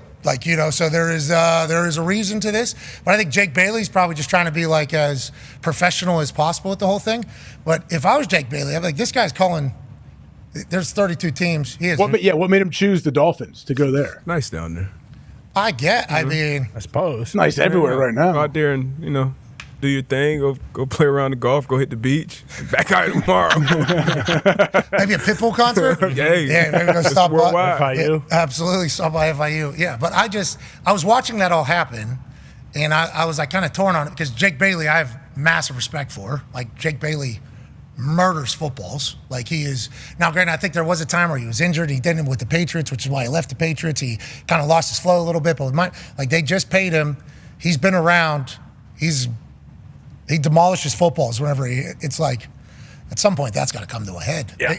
But I think now like bloggers and stuff for Dolphins are like pushing for this guy, right? Like, and journalists are like pushing for him to get an opportunity. Yeah, there's a bunch of beat reporters in Miami that were like retweeting his stuff. Also, Jake Bailey. Before Jake Bailey got there, Jason Sanders had his worst year kicking, and after he got paid, once Jake Bailey got there as his holder, Jason Sanders was lights out again last year. Good holder. People don't think about the holding in the entire Well, you would also know more than any of us, obviously, but when it comes to like bringing in guys for camp, like the Packers brought in like 5 guys to kick. Like, is it different for punting? Like, if he like camp legs happen. That's what I mean. So, like, if he was in like a top 40, like he'd be in a camp somewhere. Yeah, right? and there's other ways to go. But like, if he ends up getting a job out of this, more power to him. Like, I was just watching it all unfold. I've just been very fascinated by it because, like, I start thinking, if that would have happened to the Colts, like, how would I have felt? I mean, it is like a hand picking. Like, hey, I think I'm better than you. I'm going to come down here and Yeah, my natural reaction is like, okay. Yeah. I appreciate what you're doing. Let's go ahead and figure this whole thing out. And, that was something that if you had a strong leg, I'm not the creator of this. Mike Cyphers did this to me whenever we played against the Chargers whenever I was a rookie. He stood 5 yards behind me, every single one, and just let me, like, feel what was happening. And he was a grown fucking man, and he hit balls I mean, it was the sound that was coming off of that. And then his ball would go, and then I would go, and then my ball would land, and then his would come down after, and then he would like just have like casual. So how you feeling? Yeah. And it's like not good. You warm Yeah. I'm not Like good. shit. Yeah, I do not. This is not good news. Feels like you have quite a head start on me here. And he was best in the game. I think he should be considered for the Hall of Fame. There will never be enough punters to go in to actually put in. Like the great Shane Leckler ran the era, like that is how it is, and he deserves to go in. I fucking love Shane Leckler. He and I had a similar situation on the field as well, where I think I earned Shane Leckler's respect actually, which was a cool thing. But it's like I would do that to people too on the other side. Let's do a little game because I felt how it felt with Cyphers. I'm going to that game like, why am I on the field? What am I doing here? And then, like, you don't want that mindset as a punter. No. As you're going out to catch the ball, it's like, So I was never scared to, like, hey, let's check a little bit here, kicking and punting and that whole thing. I don't know how Jake Bailey hasn't done that already. To just be like, hey, listen, there are levels to this, and I respect what you're doing, and I appreciate what you're doing, but also you should go somewhere else. But until that happens, I guess it's just going to continue to take place. And if Jake Bailey hits 2-3 bad balls, all of a sudden, there's a guy in a parking lot. yeah. Yep. But with all this attention he's bringing to himself, he better be fucking good. Yeah. Very good. Which I assume he is. He's got a lot of confidence, which is, I mean, almost the whole game of kicking and putting if you have a strong enough leg. But that's an interesting situation that has developed. Never happened. Someone might bring him in. Someone could bring him in for a workout. Yeah, maybe. I mean, that's UFL. We'll see. I don't like Stampede. I don't know because now there's so many different ways to get like seen. Yeah. Like they'll find you. They'll find you out there. Yeah, there's a lot of camps. Fuck. What's his name? This is not good. Kicker or punter? Okay, here we go. So Carney, John Carney. Tom Tupa. Was Tom Tupa a legend? Obviously punted a long time, but he is not investing back in kickers or punters to my knowledge.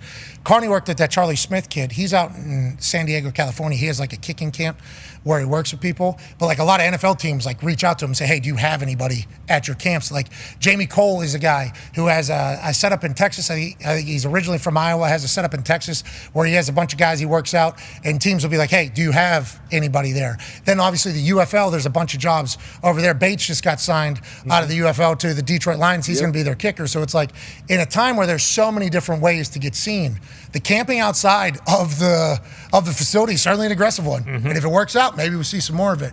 But also, if I'm Jake Bailey, I do take that as a massive sign of disrespect. But I'm a little bit more petty probably than Jake Bailey. Is Jake Bailey good? He was good for you guys last year? Not great punting. Oh, no! He was good. I mean, he was good. And like I said, Jason Sanders was lights out. But like he hit a couple short ones that people were upset. Like people don't love Jake Bailey, Dolphins fans. So this is like a perfect setup. And maybe that's why this Kyle guy went. Yeah. It feels like. I like Jake Bailey just because Sanders was lights out again. Like that was my thing. But also they let Morstead walk to get Bailey. So that's why Morstead was very good for us. Morstead would have been one of those guys who would have, if there was somebody camping outside, would have been like. I don't know why Morstead walked to the Jets. He was unreal for us. He's still going. Yeah, he's still. He was drafted the same year as me to the Saints, and he's still going. And the workouts he posts. He is jocked. Absolutely. Huge. jacked. They Love need to fix Sanders' Madden. Oh, by the way. God. Yeah, that's what I thought you were going to bring that up about the Madden is how shitty all the graphics were. Yeah, bad. Oh, they bad? looks Really? I mean, Marvin Harrison Jr. looks hilarious. There's a bunch of people that look hilarious, but Jason Sanders, the kicker for the Miami Dolphins, I don't even think they attempted to make it look like him. They did. Yeah, he looks like one of Sandman's boys. I forget which one in particular. Rob Schneider? No, not Schneider. The bus driver from Grown Ups. I forget his name. Yeah, they're that's what they did to Jason Sanders. Wow. Yeah, so you got Jake Bailey taking an attack via land outside, and then you got Jason Sanders getting a digital attack from the people of Madden. Special teams units down there got to be mentally tough in Miami. Yeah, they did Jordan Poyer dirty as well. Jordan They Poyer is cooked just a him. Chinese guy. Oh, yeah. Jordan Poyer? Yeah, I'll find it. All Hold Pro on. Poe is a Chinese guy. This is Madden. This is the game. This is the game. Yeah, that was the go-to for safeties, I believe. Chinese guy, because Blankenship from the Eagles also Chinese guy. Yeah, for sure. So whenever you think about like game graphics and development, There he is. That's all Pro Poe. Holy shit. That's Jordan Poyer? Spitting image. Post ayahuasca, though. Fresh off a sit-in, I think. Yeah, that was post ceremony. Oh, no. What? That's how he looked. Also, Jordan's neck is much bigger. Jordan should be offended by the neck they gave him. Well, I think he's got other fish to fry. Maybe. Let's FaceTime Jordan Poyer. He's probably in practice or a meeting right now. Has a hurt thumb, I do believe, down at training camp for the Miami Dolphins. Jeez. Miami Dolphins defense obviously going to be called in question. New defense coordinator, a couple new additions, Calais Campbell and this man. Yep, right. Of course. Jordan. Oh, yeah. There's Poyer. Yeah, there he is. Right there. Hey, Jordan. All pro. I mean, after looking at that, Who signed off on it? Someone had to sign And off this is on normal? This is what happens? This happens every Yeah. year, and then people will shit on him big time on Twitter, and then they'll put a patch out, and then they'll actually have Poyer in the game probably. So they do it on purpose? I don't think they do it on purpose. I think there's so many players that it's like, oh no, this one slipped through the cracks. We thought no one would find out. Turns out it's a guy who a lot of people know. We shouldn't have made him a Chinese guy. So Jordan Poyer did not answer. He's probably fucking pissed. at the front gate at EA Sports. On the phone with EA. Get the guy face scan. Come on. Come on, yeah, you guys know WWE 2K. Yeah, well, but that's the thing. Like, I feel like you don't even need to do that No, these days. yeah. If it's like all the headshots. He's been in the game for like 13 years. Well, how about T. Higgins? Yeah, Oh exactly. my God, Same That's thing. why. That's nuts. That is very wild. That's just Cincinnati Bengals football. Yeah, but all it takes is, and we got to learn about this, and we will as we continue to move on in our dealings with people and other companies and expectations of stuff and everything. All it takes is one person that isn't really, that's put in a position that shouldn't be or isn't really invested, and that can really, for the totality of the thing. I think a lot of us, I'll speak for me, that person, I don't care. Fuck them all. Like that is how I have operated throughout a lot of times in my life.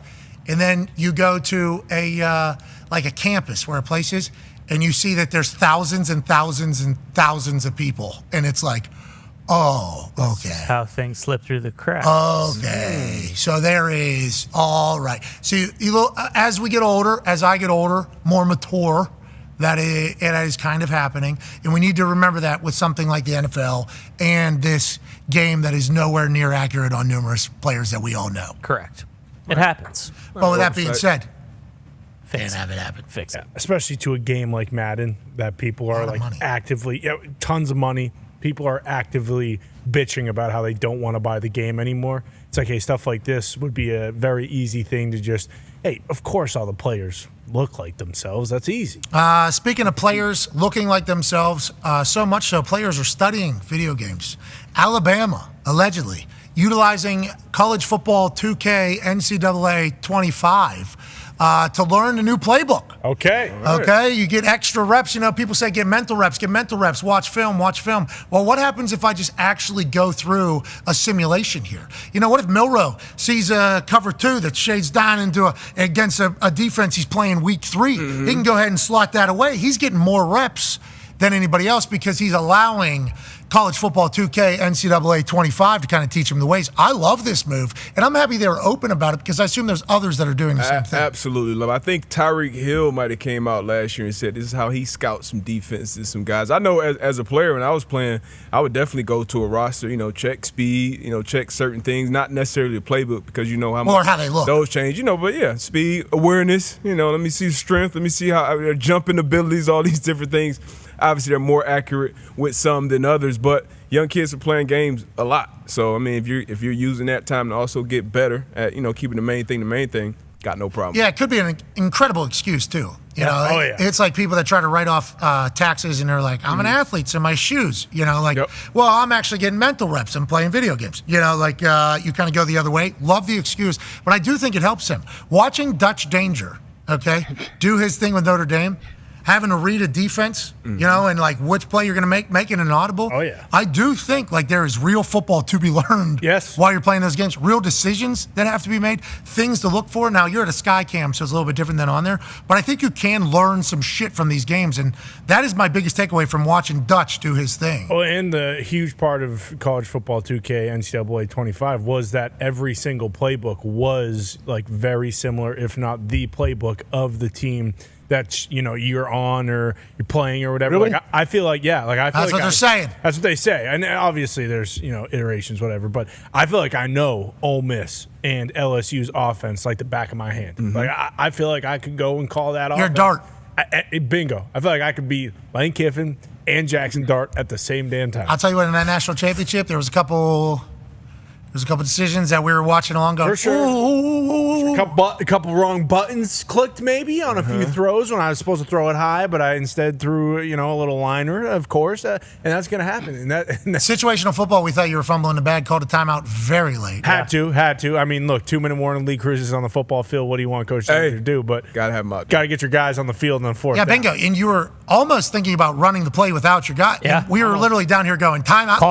Get one here. Get one. And I get one here. And what did I do? With half a second left, you did. It was like, damn, geez. But you made the right decision. And because of the fact that I have, worked that playbook, I knew exactly how much time I had on the clock. It's not like I ever had a worry that I was going to get a delay a game. I'm not some fucking asshole. Can you imagine getting a delay game at that time in that game? In the red zone. In the red zone, when you need one to go up by 2 scores. What if you kick a field goal there? You're only up by 6 in the national championship. No, you got to go. Yeah. And what did we do? We went for it and we won, and that's why we're there. I think you ran zone and then a couple bubbles. Mm-hmm. Oh, yeah.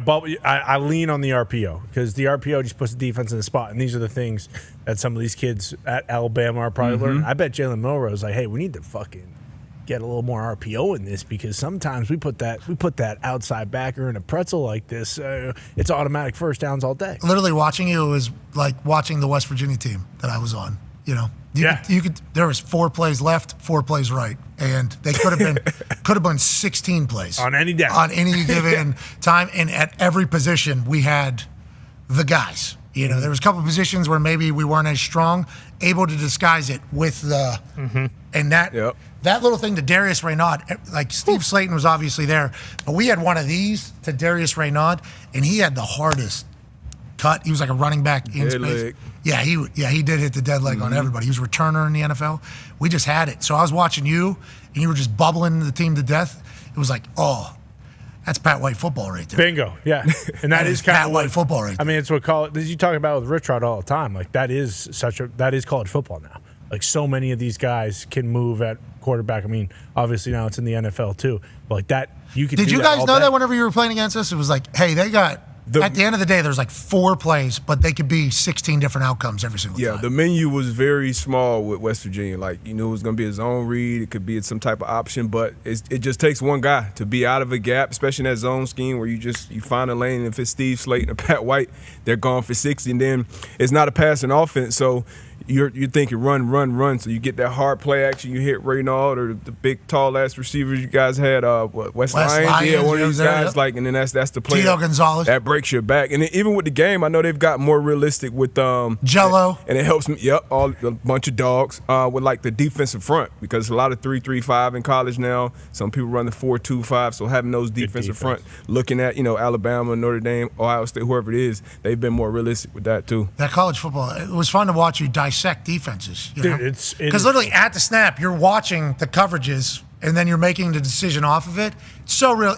I don't want to say realistic because it's realistic. It's as realistic as it can get. So watching it as film, I don't think is just like a hilarious excuse. I think it's actual benefits coming from it. What if Kalen DeBoer's like, everybody, 2 hours tonight? Yeah. NCAA 2K25 college football. Well, in like defense, like what if he's telling the defense, like, hey, we're playing LSU this week. I need all you guys to play as the LSU Tigers on offense going forward for this entire week. What are the trends? What was beating us? Play against us. What do you think was beating us? And then whenever you're playing defense, actually, which you started to do this last season, I think. Fucking sucks, brother. Yeah, but you literally just got to play your role. Yeah, big. Yeah, you got to fill your gap, baby. Yeah, like literally, no hero ball, brother. 111. I was just trying to play, and obviously I played. What was it, like quarter and a half? Uh-huh. I get it. Scored a touchdown was awesome. Play a little defense. It was GG. cool. Recruited, tried to fuck those kids. My God, recruiting. Hey, look, I'm with you now. 6 seasons in. Recruiting really is a fucking thorn in my side. I mean, who has the time, in the entire game? How many houses can you send? But whenever you're, when you're playing the defense, you literally just got to do your job. Like, So do you play D end? What's fun? Do you want to play D end and rush a quarterback? Well, yeah, but every play call you make, they put you as a different person, probably like the person that is kind of stirring the drink. So then I'm trying to get to the DN job just so I'll edge your quarterback here. Bull rush. I'm doing one or the other. But then they got you as a safety because you're doing some cover 2 maybe or something like that. So then you got to get to the DN, but they don't just get you there. You got to.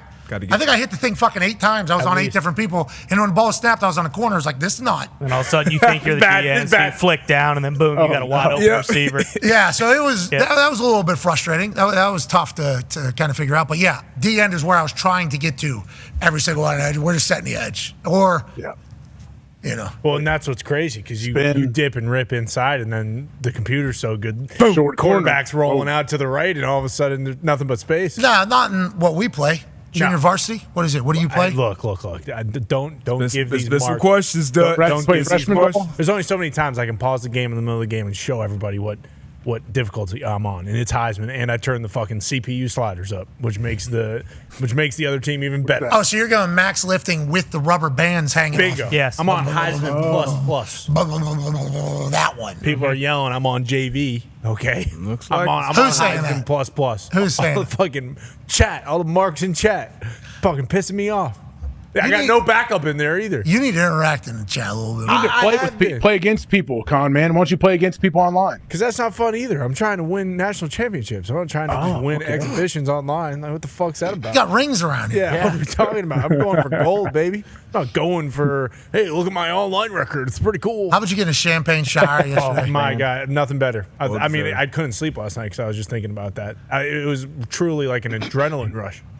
The boys thought of it whenever that game started. Yep. Long before the game started, actually. It was a long preparation for that. Well, and then I heard at 21-18, I throw that pick. You guys start pouring that water down the drain. Well, maybe that is when we had a little doubt. Uh-huh. Well, hey, look, rightfully so. How could you not be worried? I do appreciate that Conman records up here, and it looks like the room certainly something. Looks sweet. Good room. How about him having a cloth over top of something right behind him, and then things just like stapled onto the wall? It's that room up there, next to the perch in which Jack Carr saved the world. Yep. Where the rifle that he used will be memorialized forever, because what could have happened then, people don't even realize. No, they don't. Yeah. With Arthur intelligence. No, official and AI intelligence. So he's up in that room, but his game is literally 30 seconds ahead of us. Yep. And we're watching down here on the stream, but he can hear us. Oh no. Yesterday, he had already gotten a pick. He had already reversed the thing while we were dancing on his grave. He fired back, so fuck you. Yeah. Fuck you. They don't even know. Oh, yeah. It's a fun it is a very enjoyable experience here to watch, Yes. to experience pretty much sports take place. Yeah, and there's a few other games been floating around there. I don't know about Madden, but I've been playing a lot of MLB The Show. Oh boy, that is. Yeah, I'm sure that's something people we watch that, right? We'll watch. It's a little more entertaining, honestly. More entertaining than what? No, definitely more entertaining than you would think. But I think It's a good game. Next game, It might be the best game ever. Yeah, it's a what? I kept a PlayStation for years just to play the show because they wouldn't put it on Xbox. I was an Xbox guy, and then the show I always had to keep my PlayStation literally just for the game. This is a baseball thing? Yeah, it's unbelievable. It's so fucking. I guess for me specifically, it's so fucking hard to hit a baseball. Holy shit! It is. What do you mean? You got to figure out like the You pitch? got to aim where the ball's gonna go, and then you got to swing, and it is very difficult. But I think NHL, I would say is over the course of my life. Bless you. Thank you. Is my best game. Is the game I'm most skilled at would be NHL. So I think that might. What about FIFA? Is FIFA because NHL I know is similar to FIFA, right? Yeah. If you know how It was to play. huge. Yeah, but FIFA was big because like you had to actually play. Like there had to be strategy. I think like people got very good at it because they actually knew.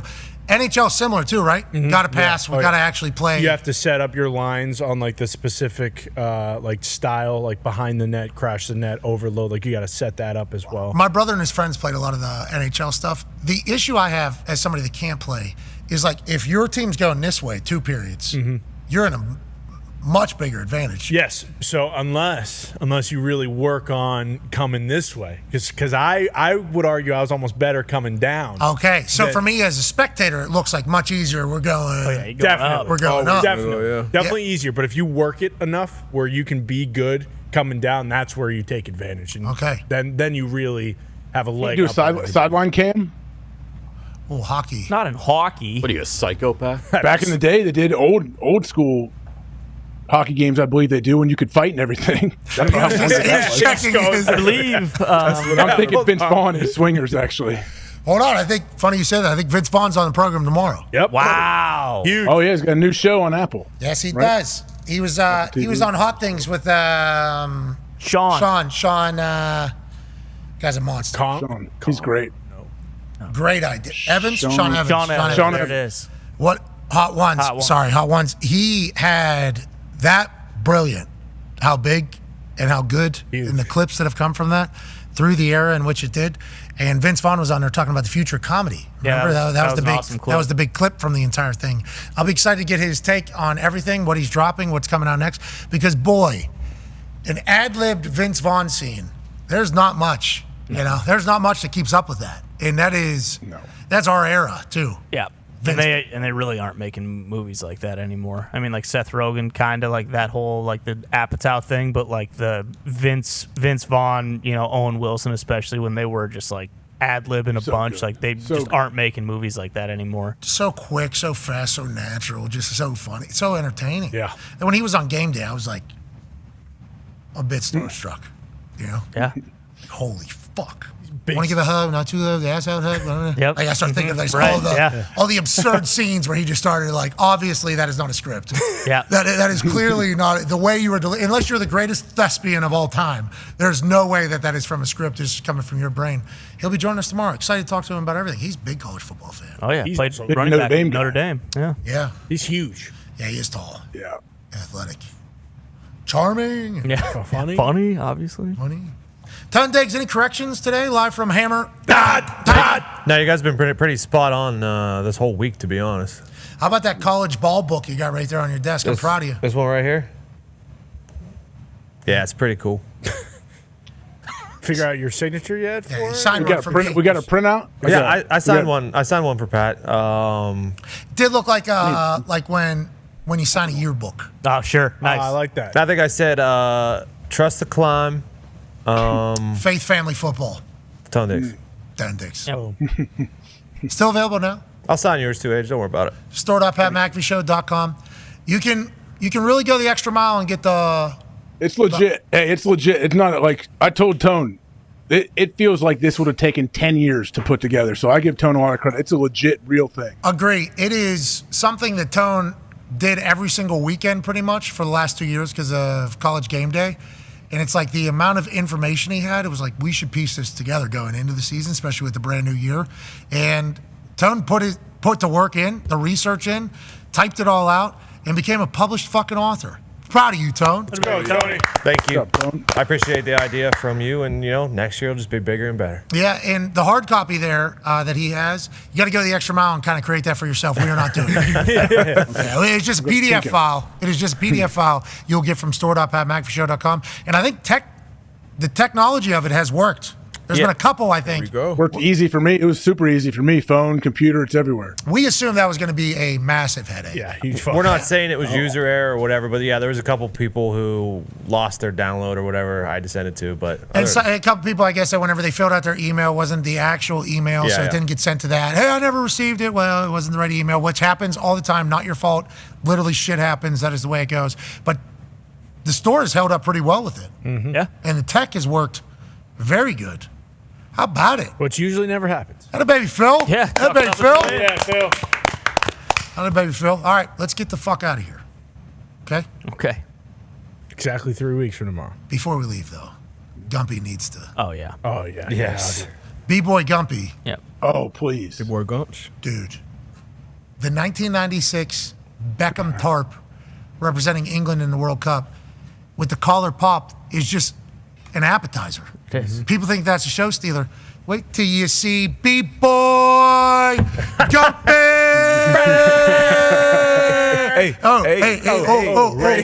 Let's get a zoom in on it. Can we get a zoom in on the cargoes into the...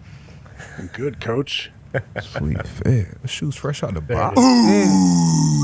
All of Gump. I feel like Gump wears every shoe one time. He never rewears. Gumpy's incredibly fresh all the time. Thanks, Bex. Appreciate that. Got the collar pop because you have to. Mm-hmm. You look so cool, dude. I'm happy we got this on air. Way to go, Gump. That's the greatest internet splunker on earth. Hey, baby, Gump. I like those pants. Good pants. They're joggers. You should wear them, Edge. They're straight out of Paris. They're straight out of the breaking. I think that is actually team-worn cargo joggers. Yeah. You know, so that's for whenever you do that knee slide, bang, you can put the pads underneath. Yep. So you can slide. They do check to make sure you don't have any metal plates. You know, because the metal plate on the ground would, and also the sparks would be like, whoa. Jeez. So you're not able to use metal, I think. Terminator. We don't know if the sport's coming back because of ray gun, but like, yeah, I do know that there's a chance that there's a couple pads under there. And I was thinking maybe Gump's had one on, but obviously they haven't arrived yet. The knee pads. On the way. Obviously. And the shoulder pads in the blazer. Gumpy, you're literally the best on earth at what you do, pal. You know that?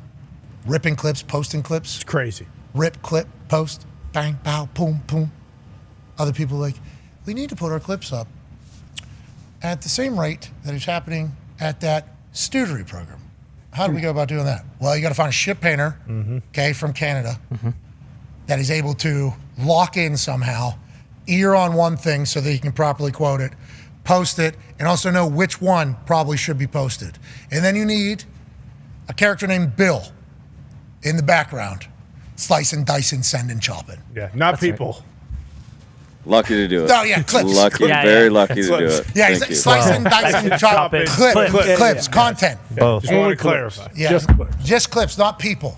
Although that has been said. No. Bill, you don't deserve that. Bill's got a camera out now. Obviously, we're done slicing, dicing, clipping today. What's he taking photos of, you know? He doesn't do people at the Thunderdome. He saves that for his house. Hey, you see those legs right there on Bill, AJ? Motherfucker was under the bar this morning. Yeah. I walked into the Hawk House. Hey, he was squatting 225. Low. Shoes off. Shoes off, barefoot. Oh, he's grounded? Heel to ground, or ass to ground. Nuts. All the way back up. Front squad? No. Putting the bar on his back. Okay. Getting under bar. I was right next to him. And I'm like, I feel like I got to fucking put the bar on the back, lifted it. I was like, did two, like, 3/4 thing.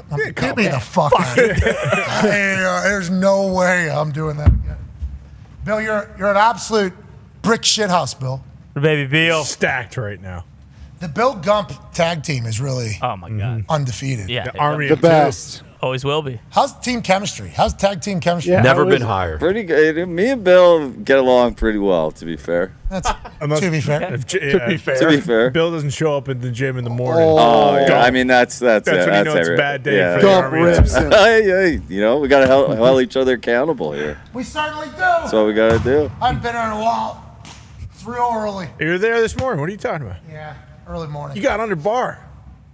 Yeah, the issue is like that has become like Mackenzie hangout time. Yeah. You know? So it's like I love that little girl. Oh yeah, it's the best. Dude, it is so cool. Yeah. It's a wild thing, like not ever wanting to have a kid. You know, I was like, lonely, die by myself, keep it moving. Okay with that. That doesn't sound great. I was okay with that though. I'm tough to deal with, dude. Like I am a tough person. You know, I'm a lot all the time. Like this is how this is gonna go. I'm gonna be alone, no kids, but boy, I'm gonna be a blast. You know, like people are. This is a good time. This is a good time. This is a good time. Probably gonna die young. We keep it moving. You know, like that is literally just completely okay with that. And then now, like experiencing Mackenzie, it's like, what the fuck was I thinking? What was I? You just don't know until you actually have a kid. Yeah, good point. You have no idea, and then it's like, oh yeah, this is fucking awesome. Well, then his first 3 weeks happen, and you go, wow. Yeah. What is happening here? This is how it is. And then now, you know, in every single day, watching a human develop such a basic thing, like just the most basic of things, developing it is like so cool to watch. It's like, yeah, you're doing great. And then every once in a while, you know, she'll showcase a great stubborn attitude, and I'm like, yeah, let's keep that. You know, let's keep that. Let's keep this up. She'll be loud, you know, and I'm like, yes, yep. Let's not be scared to, you know, talk a little bit. Let's not be scared to have energy. Let's not be scared to, you know, be a little stubborn and an asshole. Mm-hmm. She'll take that food, and she'll look at you, and then she'll take it like this, and then she'll go like this. And then she'll just drop it to the dog. And it is hilarious. And I laugh every time. Sam, obviously, you know, come on, we gotta, like she has to, I will become a parent that is gonna hold her accountable. I will, okay? That will happen. But it does seem like at this stage, I am a very entertained father. You know, everything that she does that is seemingly, you know, not great for maybe other parents, I'm like, yes, let's keep doing that. No diaper on? Well, you're going to pay for that. I'm going to piss right here. It's like, I love that you did that. I appreciate that. I appreciate that you were like, hey, this is on you. This is on me. Like, going to be a lot to handle. I think teachers probably going to, you know, that's on them. Good. I do appreciate them. But like everything that, and I think the reason why is when I was a kid, everything that I did was basically said like, this is not, don't be like Hey, this. slow down, stop that, slow down, stop, be quiet. Like, Yeah, that's shut what up. usually kids hear. Yeah, but like my mom was all like the one who went to bat for me like everywhere. Like, nah, let's keep him. Nah, let's do that. So like, I want to make sure that like my daughter knows like, hey, if you got something to say, fucking say it. You know? Confidence, teaching confidence, like breathe. Somehow, like I'm always trying to like infuse confidence into all my kids. Yeah, respect However you can do though. it. You know, Will want Mackenzie to have more respect than I had for people. That is something that I did not just automatically have for a lot of people, and that is on me. That is I don't naturally just have respect for people. That I think it's been that way my whole life too. Real problem. It's okay. What do you mean? That's okay. They gotta, you gotta prove. They gotta earn it. Prove it. Yeah, but as a sixth grader, you're a real fucking asshole to be like, this person has to earn my respect. Yeah, So yeah. I could see how, you know what I mean? Like I had to be impossible to deal with if I had to guess. It all ended up working out, but like, I can't wait to watch her continue to grow. Like every day. And I'll go to work or something, like college game day's coming up, so I'll miss her for a day every week, you know, which was also a massive piece of the entire decision-making process. It's like, do I want to do that or not? And it's like, when I get back from like a day trip or 2 day trip, it's like, is this a new, what are the new tricks? Oh, we got a new sound. Ooh, we're real curious now. Okay, here we go. Oh, we're dragging me around the house now, like every single, we can take a few steps, don't have confidence yet. Need to build up the confidence. Until I get the confidence though, you need to get your fat ass up because we are running laps around this house. I'm like, yep, we need the energy. Let's keep the energy going. I don't know how you have 10 kids like you, but like, 4. Yeah, it might as well be 10 though. That sounds like 10 in my head. I don't know how anybody does it, but it's like the coolest thing. It is the coolest thing. Yeah. I never thought about having kids until we had our first, my daughter. Yeah, you have no clue until you have them, and then you're like, oh, okay, this is what I was supposed to do. Yeah, legit, right? It does feel like that. And then she looks too much like me. We need to stop that. She needs to start looking like her mom. Okay, that needs to happen. But whenever you do see your face, and like there'll be like some features that like I remember like from looking in mirror when I was a kid. It's like a very weird. It's like, oh, like pictures. You see old pictures of yourself. Like, oh shit. Look exactly. Like, yeah, and then I go back to like the there was like a 3D ultrasound that was made of her. And it's like, I look at it, I'm like, you can see her in there. Like you can, you know what I mean? Like from her, whenever she was from the profile, you can see the profile a little bit at times, like their nose, what it might look like. Yeah, and you go back to like baby photos, like when she was, you're like, oh, I can see her, like what she's, and then now I'm like trying to project, like, what is she gonna look like? Needs not look like dad. How do we change that? Is there anything we can give her to drink to not look like her dad? She houses milk, bro. I mean, we're taking bottle upside down. Oh, yeah. Build those bones. Head flipped back like this. Nice. It is sweet. Yesterday, we have a lot of dogs. She's been watching dogs. We need to stop that. She picked up the bottle with her mouth and flipped it upside down and then started drinking it. It's a good trick. I was like, let's stop taking shots. Okay, let's stop paying attention to dogs. Let's slow it down a little bit. This goes in, we'll give away 10 copies of Tone's book. Boom. Okay. Yeah. Boom. All right. Love that. And what that'll be will be a gift card for the store for $5. Perfect. So you won't be able to buy anything else other than a book. Yes. Congratulations to 10 people. It's a good idea. Tone, anything to say to these people that are potentially going to get gifted this phenomenal guide that you put hours of work into? I normally don't root for you to make these for the giveaways, but this feels like the proper amount of money to give away to the people. Yeah. A lot of the boys don't like money exiting company for others, would rather keep money in company, which I do respect and appreciate, but the people are a part of the company, aren't you? Aren't they? They are. Aren't they, AJ? Yeah. Oh yeah, we're all one big family. Yeah, some of the winners not though. Like some of the winners, definitely not. Yeah, Definitely some of them. I remember. Most good though. Remember when we moved to ESPN? I remember. There's a lot of things said. The North remembers. People are pretty mean. Oh, yeah. Pretty mean. Oh, yeah. And then we said, just wait till these people get over it. Then realize we don't change it. That means that other side's going to come then. And they did. They did. And they have. They did, and they still are. Yeah, and they certainly are. There's a lot of that Austin Rivers reel that went up. There was like a lot of people thought this show was going to change on ESPN. Huh? Yeah, and then I saw some people say, this is who they fired people for? Yeah. So it's never ending. Never ending. Fun to be here. Great to be here. And when our time's up, we will acknowledge it and disappear. That's right. Oh, no! It's football season. Football season. Yeah, no, yeah. This one. You saw what Steph did. Oh, yeah. You're right. You know. Oh, shit. That was Thank you. Yeah. Boom. Boom. yeah. 10 people will win a gift card to buy the guide that Tone Diggs wrote about this upcoming college football season from store.patmcafeeshow.com. Tone, great work and hammer downtown, buddy. Thank you. You as well, boys. All you have to do is repost this video, say something nice to somebody, and we'll reach out to you via DM and make that whole thing happen. Probably come from Bruce or Phil. You know, those will be the people. Fulfillment for this one should be pretty quick, but normal fulfillment whenever it's $500, about a week or two, you know, because there is a little bit of a traffic jam with some of these apps on how much money we can hand out and how much we can't. But we're incredibly lucky that everybody watches us and allows this show to exist. So we always do giveaways, even though Common and Ty don't love it. Great show today. Hey, you as well. Too. D-Bucks, what a week out of you. Hey, Maybe great show, Bucks. everybody. Boys in the back, way to go. Go, boys. D-Boy Gumpy. Big on. Jump. Way to go, Bill. Hey, graphics crew really doing it. Yeah. We're almost completely out on the graphics crew. Remember that? Oh, yeah. Oh, yeah. There was almost a whole new graphics department. That's right. Oh. But instead, answered the bell, came all the way back, crushing it. Going into the season 2, innovative, new ideas, making things look better and bigger and better. We can't thank. Hey, we're humming right now, Here we go, boys. aren't we? Yeah. It's go time. Close. Be a friend, tell a friend something nice that might change their life. We're in this thing together. Team on me. Team on 3. 1, 2, 3. Team. Goodbye.